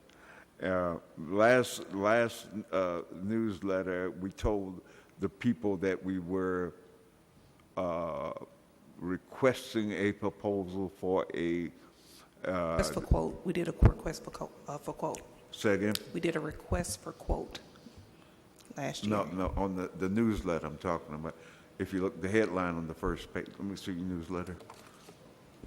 What I'm going to say, last year when we talked about what's happening, EDC grant requests for Port Arthur. We made a request to EDA for a grant. This time we could actually tell them what's going on because they don't know what's going on with this grant.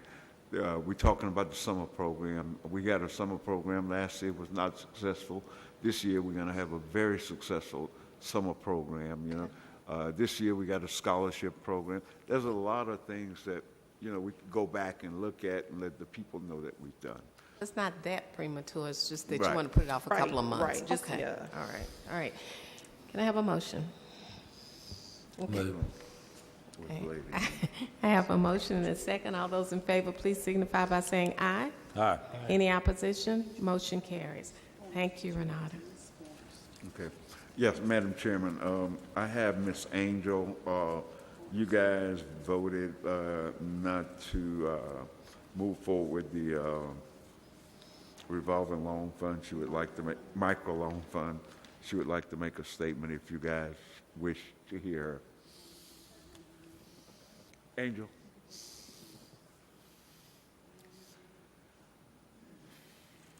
Good evening. I just wanted to know why and what happened because I was told to come here with my stuff prepared and no one called me last week and said nothing. So it's like I'm here. This is a surprise to me.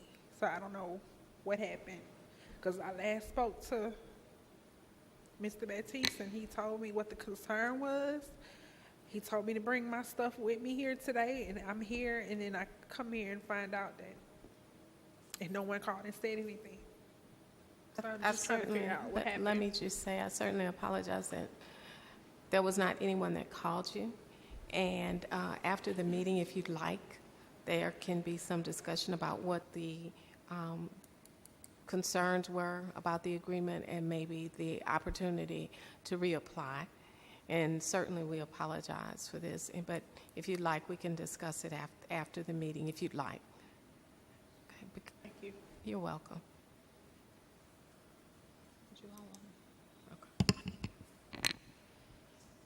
Okay, at this time, we'll move on to reports, marketing, and business recruitment. Okay, if you guys direct your attention to the TV. Last month, I actually went to a manufacturing trade show. I partnered up with Global Trade Magazine.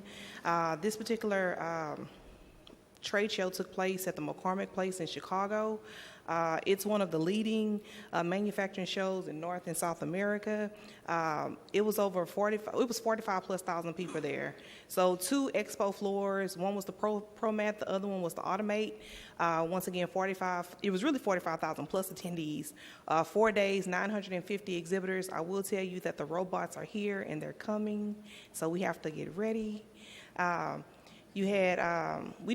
actually had I guess you could say like a BRE, business retention sheet that they actually went around and allowed companies to fill out. So 37 companies provided data on their expansion or relocation plans. 20 contacts said they were expanding or relocating to a new location. 2 contacts were unsure of expansion or relocation plans, and 15 contacts specified their company did not have expansion or relocation plans. 82 business cards were gathered, titles and like titles of CEO, president, co-founder, vice president of sales, general manager, director of operations and business development. If you look here, I actually have a list printed out where I've gone through and highlighted the companies that were actually looking in the Texas area. So if you guys want to find out more information on that, I do have information on these companies that are looking into Texas.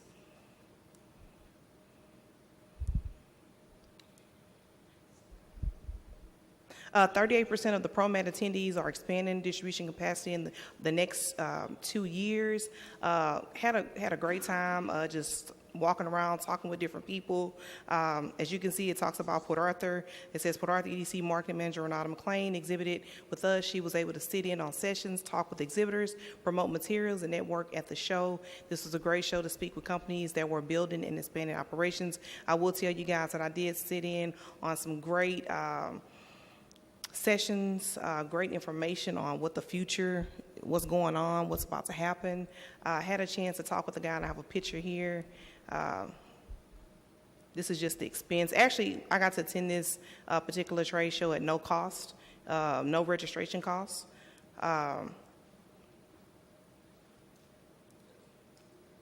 Here you can see this was the actual exhibit booth. Great information, as you can see with myself right here. The guy that I'm speaking to right here, he actually is a talent marketing recruiter. He goes around and he opens up distribution facilities, and actually he was actually talking with Brooke and I about a Mars distribution facility that just opened up in the Dallas, Texas area. And so actually I have his information, but that's what he actually, what he does. So just different types of people like that were walking around, just talking to, going to the booths.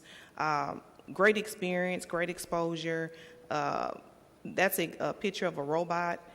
Pretty much what I've gathered from the sessions and talking with people, what people are doing is a lot of the millennials, they're not wanting to work a, say so 9 to 5, or, 9 to 12, or coming in at 12, getting off in the morning. So what they're doing is they're creating shifts. So you come in at 7, you may get off at 2, have another crew come on, but at nighttime the robot is actually working. Same thing with with freight or truck drivers. Pretty much the younger truck drivers, they don't want to be on the road all times of the night. So what they're doing is they're trying to cut back on pretty much everything they're trying to cut back on. So the robots are really pretty much taking over on everything. Just met with a lot of people. I knew that we were actually in the process of doing this scope of work from as far as like the marketing was concerned, and talked with some people that they did have some layoffs, and people are hurting, especially in the Wisconsin, Michigan area. They are looking to relocate to the southern areas, because when you think about the cold weather in those particular states, it's very crucial. A lot of them are really, really wanting to come down south into the Texas area. So overall, it was a really, really great trade show. And Eric, he sent this. This is actually a thank you from Eric. He's actually the man behind WEDA, which is now Global Trade Magazine, and we do a lot of publications with them currently as well. And also, I also have a breakdown of all the cards, the business cards. So these are all the business cards that were picked up. So I have copies. It's like, I think it was like 80 of them. So I have that information as well. I'm gonna switch over to my, if you give me a little minute, I'll switch over to my iPhone, because I have other information on my iPhone. Let's go back to slide number 2 before you go to your deal. You know, because I think Mr. Mark, come on now. You know, here, right there, go back up. Number 3, go back up one. Oh, yeah. Yeah, lead, you know, talk Yeah. about 37 companies provide that on their expansion or relocation plan. Right. And Contact said they were expanding or relocate to a new facility, and Contact were unsure of the expansion. I think, Mark, that's where you trying to focus, right, Commissioner? I was just wanting to ensure that when we do our marketing programs, that at some point we are actually getting companies to come and visit with us, even if they don't relocate here, just to come down and see what we have to offer as a city, what our infrastructure is, especially with the new plans that are coming with the revitalization and everything. Hopefully, people will see some of the value in our community. You know, as a former school board member, we spend all that money on new facilities and everything, and we're trying to get new teachers and things that will enhance the quality of life, which will attract people, and that's what I thought we're supposed to be doing as the EDC. So I was hoping that we can get some more visits down here from some of those companies. And also by attending different like trade shows like this, you actually get out there and you're able to talk to them. You're actually able to sell your community. Honestly, you know, you have to get out there. You have to get out there, and you have to shake the hands, and you have to talk with them. And so that's something that we're doing and we're working on. And like I say, information like this, getting feedback and information like this, it's good for us because we can actually call these particular people, actually go to their website and actually call them and talk to them and say, hey, you know, we're Port Arthur. This is what we're trying to do. And we can move forward with information like this. I have a question. Do we find out from those companies the negative part? I like to know the negative part so we can work on the negative part. When, you know, any feedback, just the negative stuff. Because if we know the negative, then we have something to work with to try to improve negatives. If they don't come now, they can come later. What I gather, especially being at this show, because it is a manufacturing show, and because it did have an automate, some of the things, or I guess you could say some of the companies, we don't have some of them we do have a fit for, some of them we don't. Right. Like the robots, I guess you can say because we're not a robotic, automotive type, I guess, sector, we don't recruit that type of sector. It's kind of hard. But when you have like manufacturing companies, like the guy that I spoke with from Mars, they actually met a lady who worked with, she worked for David Yerman, which was odd for her to be at the show because I was like, well, in my opinion, I was like, wow, David Yerman. But she worked in the sales part of it, and now she's on the other side buying. So you had all different people from every different sector. But just from the people that I spoke to, a lot of them, they already know where they want to go, where they want to be. And they want to come to Texas, but sometimes you need massive amounts of land. You know, in this area, sometimes we're limited on space and land, different things like that. So different things play a very, very vital component when people are trying to locate to other areas. And I will tell you that I guess you can say, once again, going back to those areas that had massive layoffs, just coming to this area, I think, in my opinion, will be better for them because we have the skill set for them, if that makes any sense. More so at this particular show, I will say robotics led the show. It was a robotic show. You were limited on visual, like taking pictures, the whole 9 yards. But I will say that robotics led the show in Port Arthur because our focus has not really been the robotic side of it. It's been pretty much distribution manufacturing.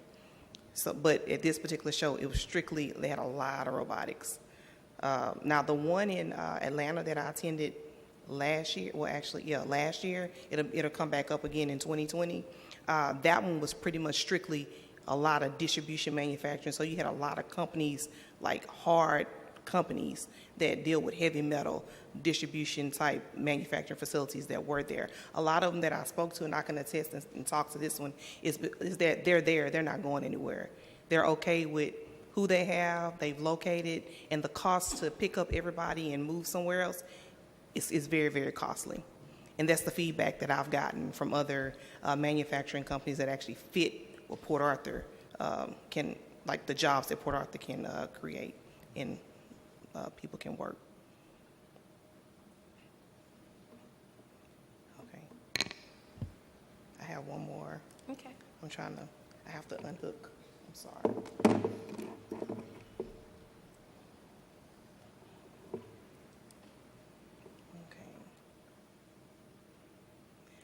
Okay. We get a marketing report that pretty much breaks down analytics, like the Google Analytics side of it. And I will tell you that our traffic to our website has gone up this particular month. Our referrals kind of went down, and I'm gonna just go through this.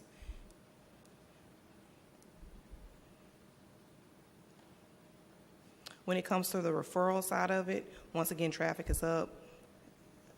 Some parts of it is down, but these are the different websites that I'm actually getting the information off of. When you say referral site, Renata, what you mean? So pretty much on the website, just say, for instance, I'm gonna just say you go to Port Arthur EDC. The number is just say 695. Last month, we were at 549. This month, the traffic site, it went up to 695. So we actually had 26 more people to actually, well, I don't know that. I'm just trying to add it. But like, just say we had more people to come to our site, and then the referrals would be like, say, off of other pages. What does referral mean? Oops, sorry, I don't want that picture to come up. Because on my cell phone, I'm sorry.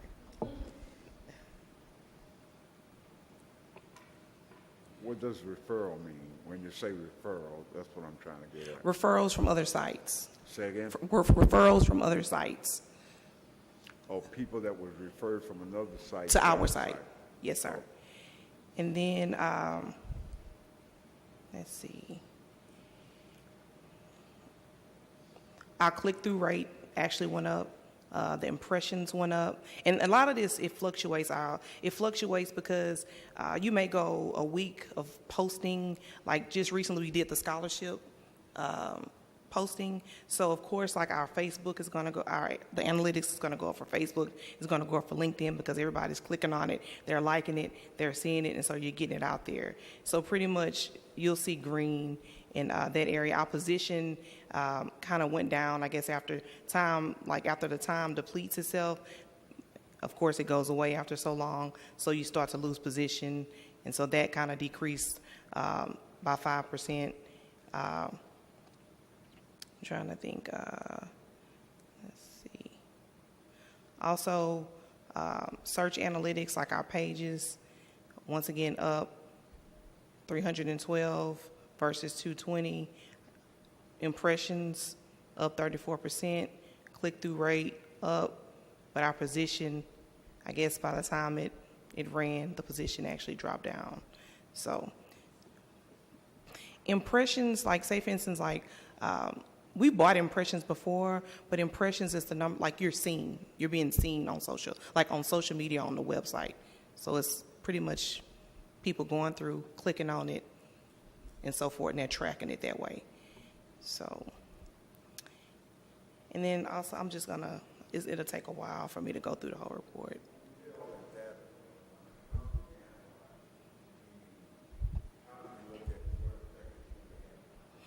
Okay, let me go back.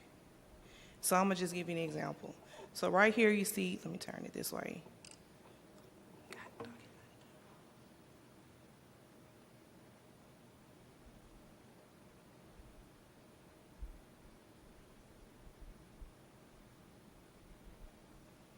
Okay, if you look here, it says Summer Youth Employment Program.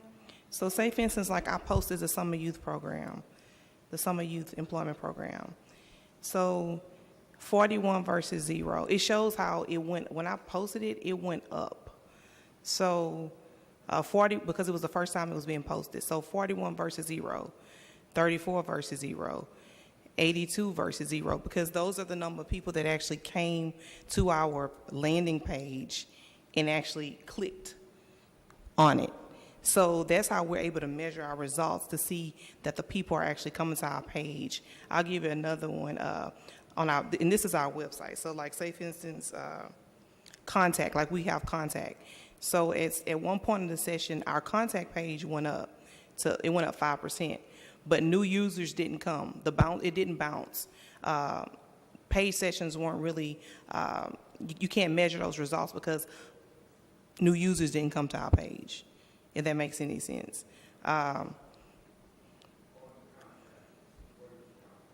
That's on our webpage. We have a contact page on our webpage, so they're able to contact the EDC. So that's our phone number, all that information, our address, all that information. We also had a request for qualifications. That was the construction.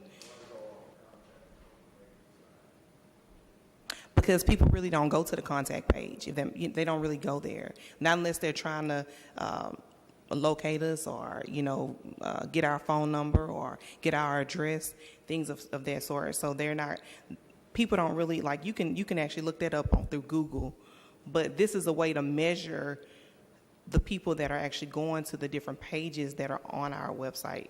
So like our incentive page, if you see that's up. So people have a great interest in the incentives that the Port Arthur EDC is giving. So just measured on the time frame, you had 12 people that actually went to our page, pulled up incentives versus the 6, 11 versus the 6. It kind of stayed the same on, where is it? I have to move it down.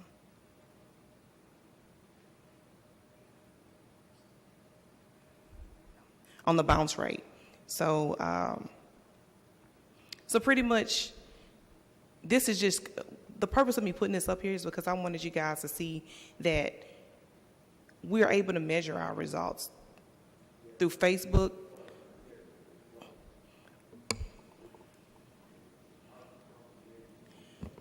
through the analytics. So you're able to see how effective, say for instance, the site selection business parks per 93, you're able to see how effective that particular page is on your website. So just for example, you see 10 versus 10, then it kind of goes up in the green area. So people are actually going to that particular page on our website. So that's a hot page for us. Yes, sir, each page. So that's a hot page for us. Same thing with site selection, transportation. You can see here, and I think it kind of declined on one. Excuse me. So basically, we're able to measure. What I'm saying is, this is an analytical snapshot on how we can measure each page on our website. And we can get this monthly for free. So basically, what it's doing is just pretty much telling you how many views you have there.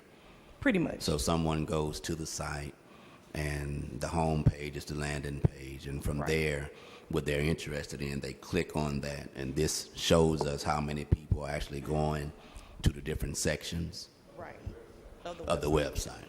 But it also measures Facebook, it measures LinkedIn, it measures every particular outlet that we have anything to do with. So that's how we're able to measure our results, and from an analytical standpoint.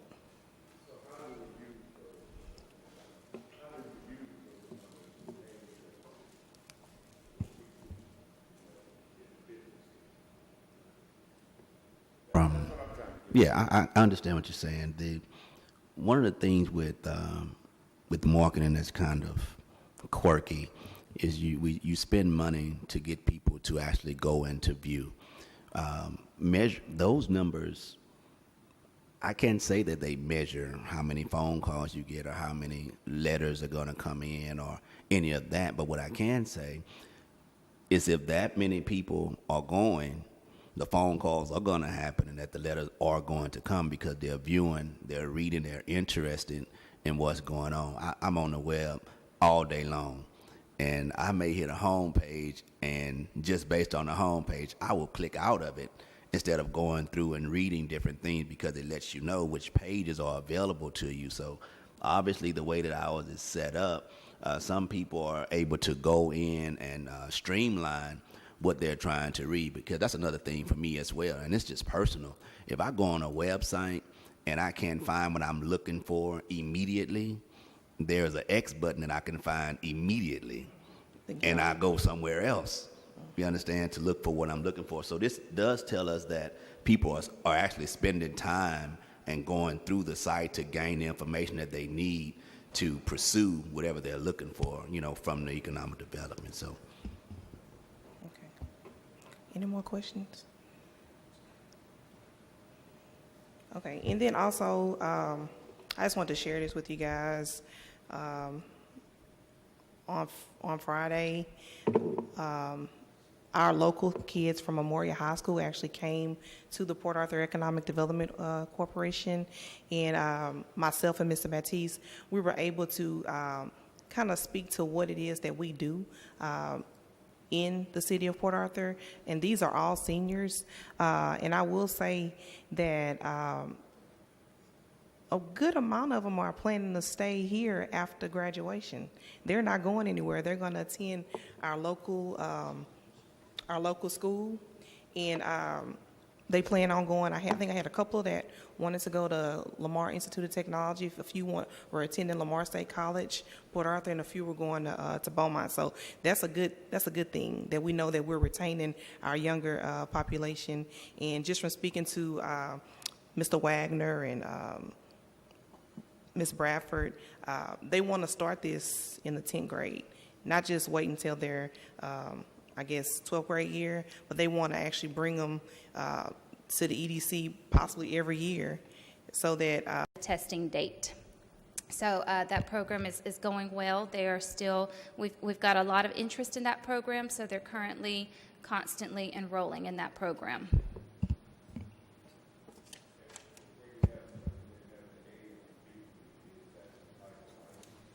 Correct.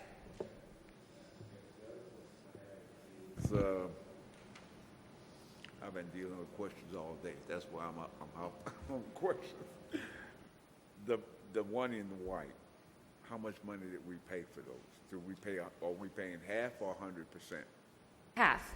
Okay. Yes, we don't pay we pay in 2 installments. We pay once a student enrolls and then once they are certified.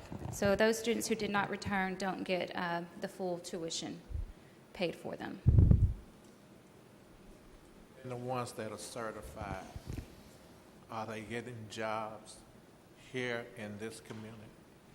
Now that Dr. Stafford is working on trying to get some information as far as job placement.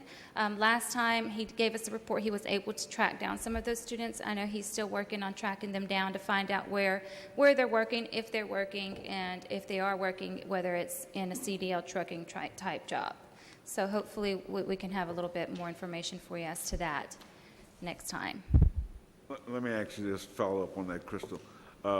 The date you have, is that the date they completed?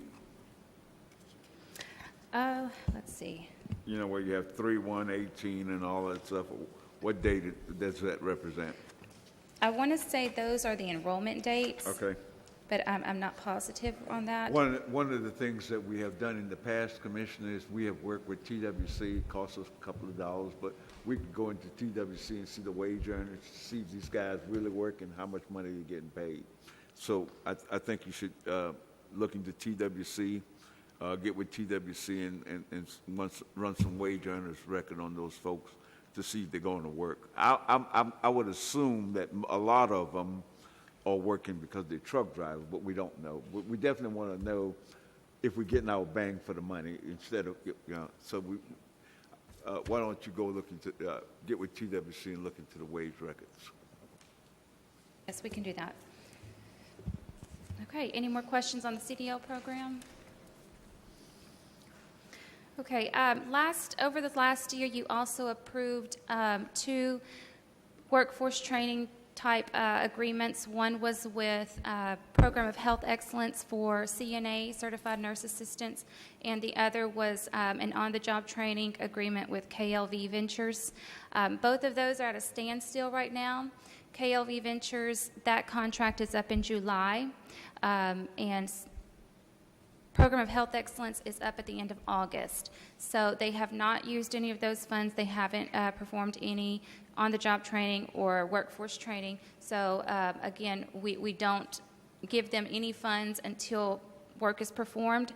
So there's no concern there as far as them receiving any funds ahead of time. So if they perform, they get reimbursed for it. If not, then the contract ends at the date it ends. After the contract ends, they have to reapply again? Sir. Yes. Okay, the Summer Youth Employment Program, that is the the summer internship program for our 2019 Port Arthur seniors. We have quite a few applicants. We've gotten Memorial High School, Ms. Fontenot over there, the counselor, Mr. Anderson, everybody's been very helpful in getting those students to apply for both our scholarship and the work program. So soon, hopefully by the end of this month, those students will be placed. And there's a total of 20 students that we hope to place. They will work for 8 weeks during the summer, earning $13 an hour, working in the suggested field where they've been studying in their career and technical programs in high school. So once they go through that, we're hoping that they do a good enough job that the employer will keep them on and they'll stay working with them. But it's a great experience for them to learn a little bit about the field that they've been studying throughout high school. Can you share some of the sites with the board that those kids may be going to work for? Okay, sure. We have the Port Arthur Health Clinic, the Gulf Coast Health Clinic that is willing to take on some medical nursing students. We also have a couple of our employers in the business park that are also willing to take on some of those students, such as Martin Apparatus. They work on the fire trucks.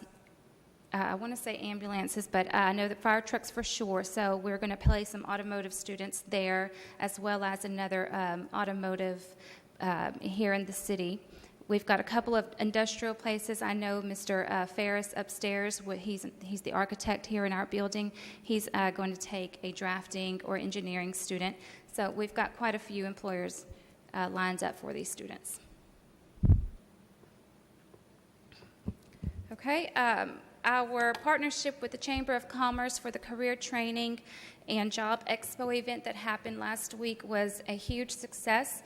I'd like to give kudos to the Chamber of Commerce, Mr. Joe Tant. They did a wonderful job. Mr. Anderson was there with his students, and it was really a great event. There was a lot of good information given to those students. A lot of employers that came out and gave a 5-minute snippet to tell them how to dress, how to go to an interview, what to do, what not to do. So a lot of these 11th and 12th graders got a lot of good information. Along with it, the workforce put on a job fair upstairs there at the Carl Parker Center. So they were allowed to go up there, and some were given jobs there on the spot. So it was a really good event. So that turned out really great. The Career and Business Development Center, of course, that is a work in progress. You've got a lot of information from the agenda today, and George and I will be going along with Lamar State College. We were invited to check out the institute that's at Deer Park at their high school. They have something kind of similar to what Lamar is wanting to do, so we're going to go and take a look at that so Lamar and everybody's on the same page as far as what needs to be put in that culinary arts center there at the Business Development Center. And as Renata said, as part of the senior week last week, some of those students went over to the Carl Parker Center on Wednesday. On Friday, Mr. Wagner brought them here, and they also went to other places within the city that we're able to hear from all of the department heads as well as the mayor across at City Hall. So they got a really good, a lot of information as far as how the city works. Mr. Baptiste and Renata did a really good job telling them about the EDC. So that was a really good thing as well, giving them some awareness about city government. Operational, right now, everything is running smoothly. KLV Ventures, that one, they are nailing down a property within our business park. So hopefully soon we'll finish or start going through closing as far as a property goes with KLV Ventures, and they'll move their operations into the Port Arthur Business Park on Spur 93. Any questions? Oh, I don't think so. Thank you so much. Thank you. The financial report, I think do we have more to add to that? The only thing, Rachel gave you guys this sheet here. If you look at it, we are in about let's see, May, June, July, August, September. Got about 4 or 5 more months. The last column tell you the balance that you have in each line item. The only that's the balance that you have. So I think we'd be in good shape. There's one question I'm going to give you in my report that about your budget. The other thing that Rachel gave you guys is just one sheet here, and what we track the total amount of sales tax revenue that comes in. We get, if you look at the bottom, 2019. So far, we have received $2.77 million in sales tax. The city, we have given the city just about $700,000 thus far. So we're gonna, by the end of the year, we should hopefully, sales tax a little down right now, but I think it's gonna come up real soon. That's all I have on financial, unless you guys have a question. To move to your report, please. Yeah, the only thing I have on my report, well, first thing is, tonight you guys approved several incentives, and there's several projects that's coming before you guys. I will tell you guys that I will probably have to come to you guys to amend your budget if y'all want to fund some of those projects. Because we only put so much money in this thing, and I'm going to need more money if y'all want to continue funding some of these projects. The other thing, 549 Proctor, not Proctor, 4th Street, we've been very busy. We meet on a weekly basis. Myself, George, and the architect, and the environmental people, and also the environmental manager. Everybody know what's going on, so we steady communicating this thing down. We meet every Thursday, John, every Thursday afternoon, talking about what's next. As I said earlier, we did receive our proposals, 7 proposals last week. We're going to go through that process of selecting a contractor. Our goal is to have a pre-construction so that the contractor will know what they're going to be needing to do to get where we want to go. And then we're going to have the guaranteed maximum price once we know where it's going. So it's just putting a team together. It's a lot of work, guys. A lot of work. I certainly appreciate the work that George and Crystal is putting into this project, because it's tough work. Take it state. Other than that, anything else I missed, George? George will be going off to Minnesota. He's on fast track. He's going to be going to training Wednesday. He's on fast track, and hopefully come back with some new ideas of what we could do better over here. That's all. I have a question. When it comes to all this infrastructure that's coming in, is there going to be a point where we do have a cutoff, or is there a recommendation on how to go forward? I mean, it's a lot that's going on. Some of it's, I think it's all good, but. Yeah, and you're right. At some point, I think we need to begin looking at these projects and see the true value that it will bring to our community, and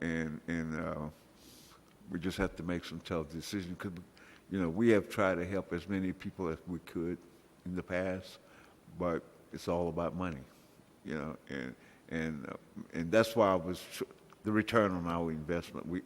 I think we got to start taking a tougher look at what we fund and why we fund it and what return we're going to get back in our community on this stuff,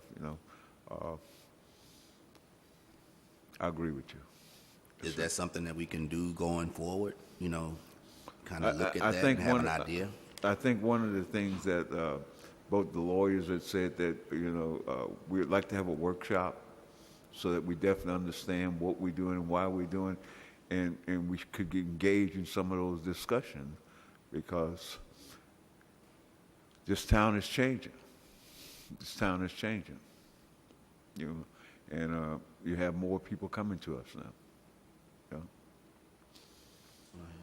Are there any other questions, comments? This time, the board will recess to executive session and reconvene after.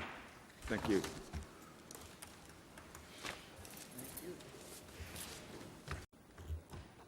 We sure didn't.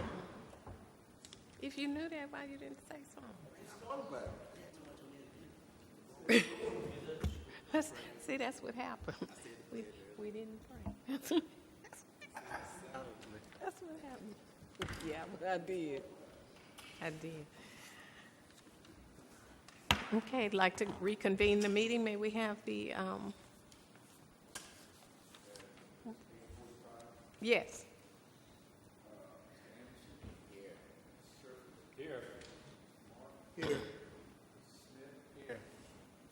Here. Thank you. We have 3 items that we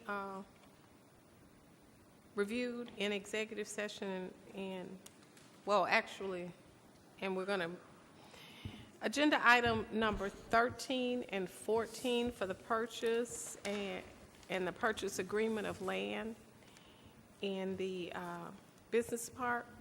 May I have a motion? Second. It's been moved and second to approve agenda items number 13 and 14. All those in favor, please signify by saying aye. Aye. Any opposition? Motion carries. Agenda item number 17, we discussed in executive session for the consideration of a letter of intent. May I have a motion? So moved. It's been moved and second to approve agenda item number 17. All those in favor, please signify by saying aye. Aye. Any opposition? We previously reviewed agenda item number 10 to discuss for possible consideration approving a microloan. It's been brought to our attention that there is some additional information for the board to consider. I'd like to ask that we make a motion to rescind agenda item number 10, please. It's been moved and second to rescind agenda item number 10. All those in favor, please signify by saying aye. Aye. Any opposition? Motion carries. I'd like to ask Angel to come up and share with us some additional information. Before we start, would any of the committee members like to make a comment about what we needed and that the additional information is now available? Or Sure. First, we apologize for the misunderstanding earlier, but there were some things that we needed as far as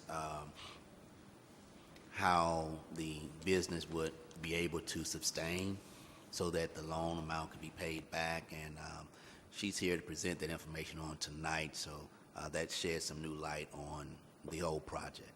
thank you. Thank you again for reconsidering. I guess the concern was how am I going to get students? Well, first of all, what it is a trade school, and I'm going to be teaching phlebotomy classes. And I guess the concern was, how are you going to get your students in? Where are you going to get these students from? And, you know, this and that. So I brought some documentation here for you guys to look at. These are just from several different students. This is not even all the ones that I printed off, but I printed off as much as I could, but I ran out of ink at home. But I printed off as much as I could. I don't know, y'all want to look? These documents are just those students that are of interest in your program? Yes, these documents are of the students who gave their input on why they would love to take this class, and you know, and the importance of why it's needed in the community. And as I was saying, was the difference between my company and Lamar was that with Lamar, you can't just go in and take a phlebotomy class. You have to take your basic English, your basic math. You have to take all your basic classes along with that. And it's not just $800 to take your phlebotomy class at Lamar. It's still your tuition for all your other basic classes that you have to take. So most of these students, and what I'm getting is, they don't want to take all of these classes. They want to go in, take this class, get their certification, and move on in their career. They want to, some of them just want a change in career that's, you know, maybe doing something else. And also, like I said, I wanted to, it's a lot of seniors graduating every year. You know, I can recruit students, you know, a lot of people who would like to, this is something they, you know, they haven't made a decision about college or what they want to do with their life. This is something they can do, and I think it's really needed in this community because we do not have anything like that here. And so I just wanted to present that, you know, to you guys. I know that was a big concern, but I have actually been doing a lot of advertising and just surveys, trying to figure out, you know, would people even want to do something like this? And it's a lot of people. My phone is still blowing up, literally. People are still calling me and, you know, trying to figure out information on when are you opening, what's, you know, what's the conditions, how do I enroll, you know, and that kind of stuff. So, and I just wanted to present that to you guys. I don't know if you guys had any other concerns. I know that was the main concern. You're asking us for startup funds, Yes, correct? this is actually for, yes, a startup.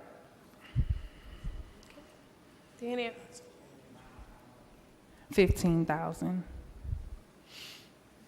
Well, let me say this, Commissioner. I've spent several. I spoke with Angel several times, and she say 15,000, but it's based upon what she actually needs to set up. You know, I think one of the things is the first and the last month rent. The other thing was some supplies. She would have to provide to us. We don't give money. We pay the bill. You know what I mean? We don't put money in the people's hand. She would have to have an invoice. She would have to pay it, and we would reimburse her for that invoice. We don't know what this loan amount's going to be, you know, until we see the invoice. The other thing, the other concern, and I did make her aware to bring those documentation here. I did make you aware to bring that documentation. Yes, you did. Because there was some concern. The concern is where you're going to get your enrollments, and because you have to pay your note, you know. And I know she said to me that she had gone on the internet, or that electronic stuff they talk about all the time. You know. But anyway, the other concern what we had with Angel was collateral, because everything that we provide, it must be collateralized, you know, until we meet those conditions. And I think she had her father or somebody was My business partner. Who is this? My co-signer. Okay. She was going to have somebody to provide some collateral for the stuff, for anything that we would provide to her. That's what she said to me. Is that right, Rachel? Okay. The only question I have, looking at the documentation, I'll look at some of your file, was the cost per class. And what is your true cost per student? Per student, well, because I'm, to my understanding, that you have to be established in order to receive the grants for tuition for the students. And so I had two options. I had either 30, it was, hold on, I'm sorry. It's $3,200 just for the tuition, and $186 for the test prep and testing, and $50 registration fee. That was for if you were paying out of pocket or self-pay. For those who wanted to pay self-pay, because there are some people who already asked me, is there a self-pay option? And also the other one for the grant assistance, it was $3,400 plus the $186 plus the $50 registration fee. And And let me ask you this, how long is this class? the class is 6 weeks. Every 6 weeks, we start a new phlebotomy course. And how many hours they get for this? 120. 120 hours? Yes, plus 40 hours externship. And I will be also providing job assistance.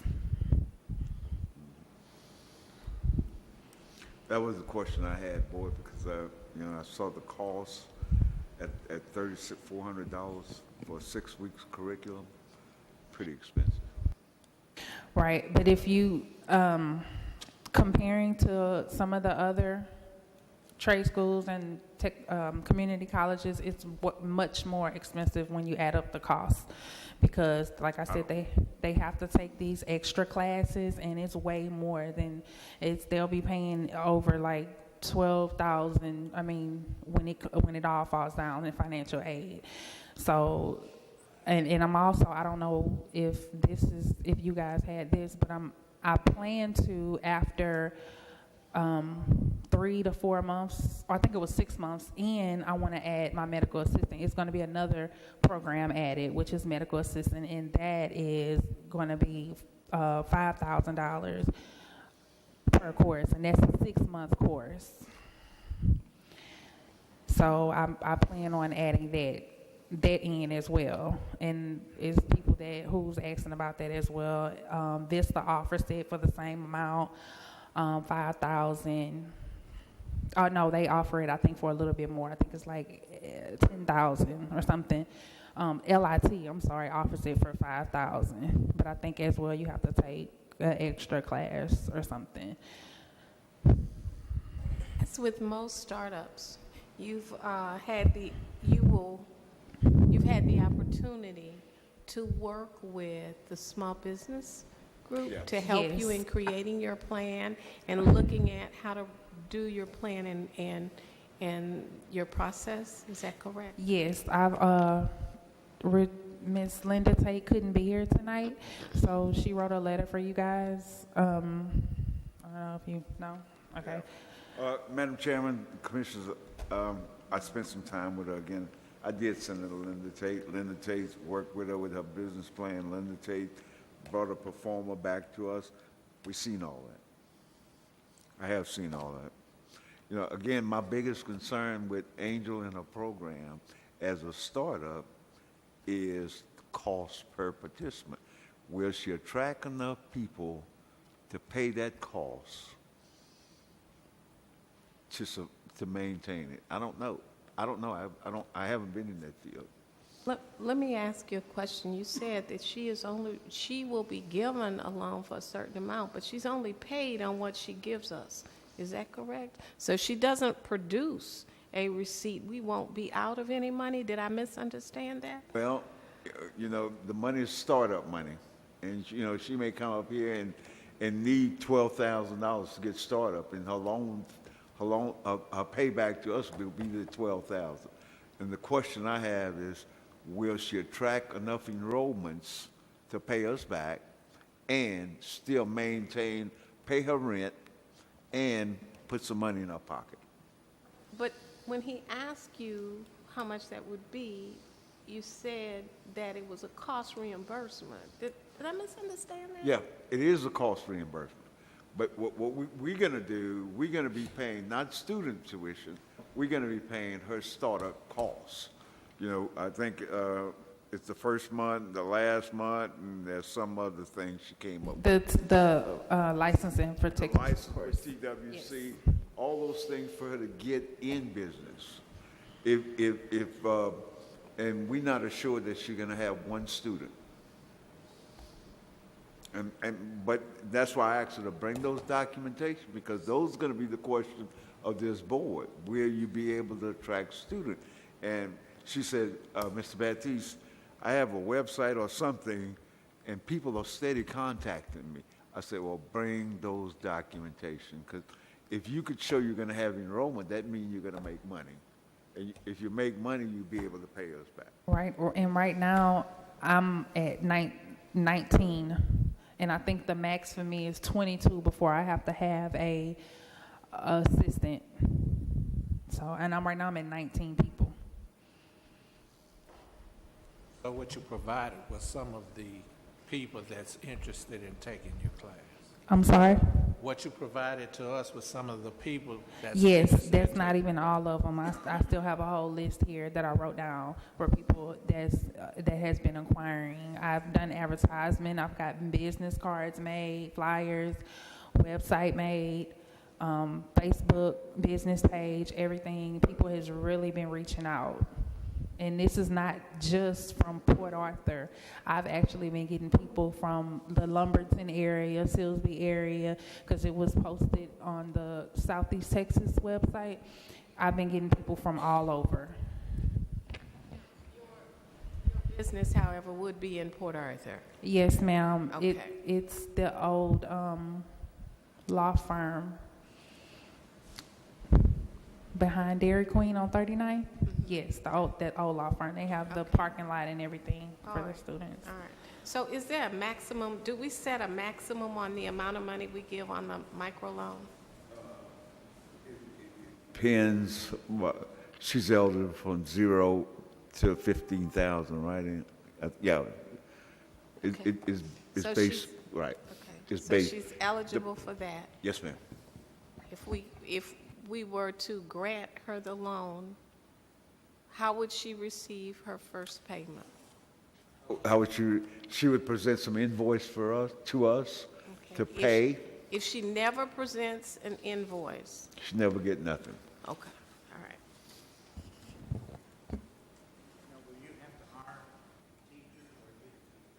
all right. Because I'm just starting off with the phlebotomy class, I'm going to teach the class, but I already have somebody in place for the secretarial duties, executive secretarial duties. But like I said, once I bring the additional program, the medical assistant program, I will have to hire an additional teacher. That's just required by TWC.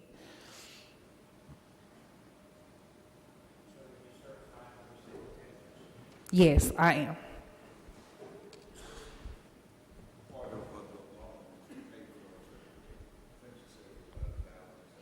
That's for the license.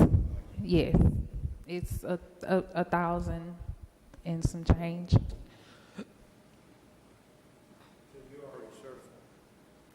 I am certified to teach. Yes, but I have to actually get a license to have the building. Yes. Are there any other questions?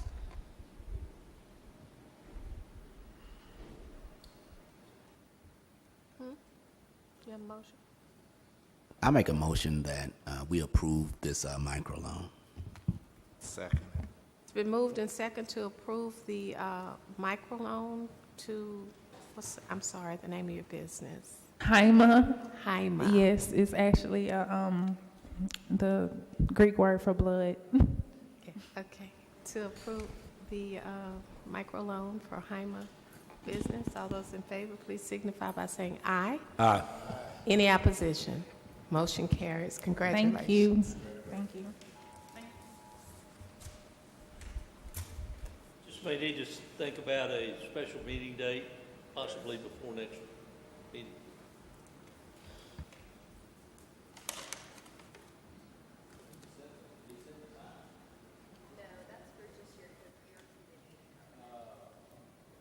It's just you all by yourself, with Jerry.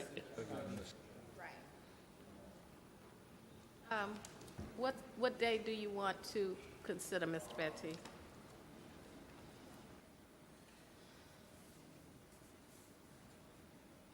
And it needs to be, if it's next week, Mr. Anderson, it needs to be a time convenient for you. I won't be here in town next week.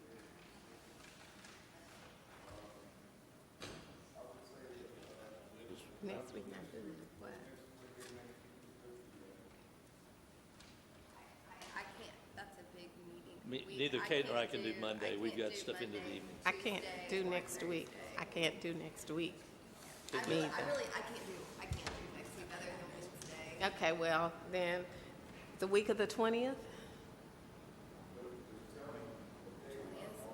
The what? I can't do the 21st. What about the 20th? Is 20th okay for you? Is the 20th You'll okay have for to come everybody out else? You're talking about the 20th? Yeah, you have one with it. That's the BE Essential presentation. Okay. The 20th, that Monday, okay. Yes, sir. All right. Any other business? There being no other business, may I have a motion to adjourn? So moved. Monday, Tuesday. It's been moved and second to adjourn the meeting.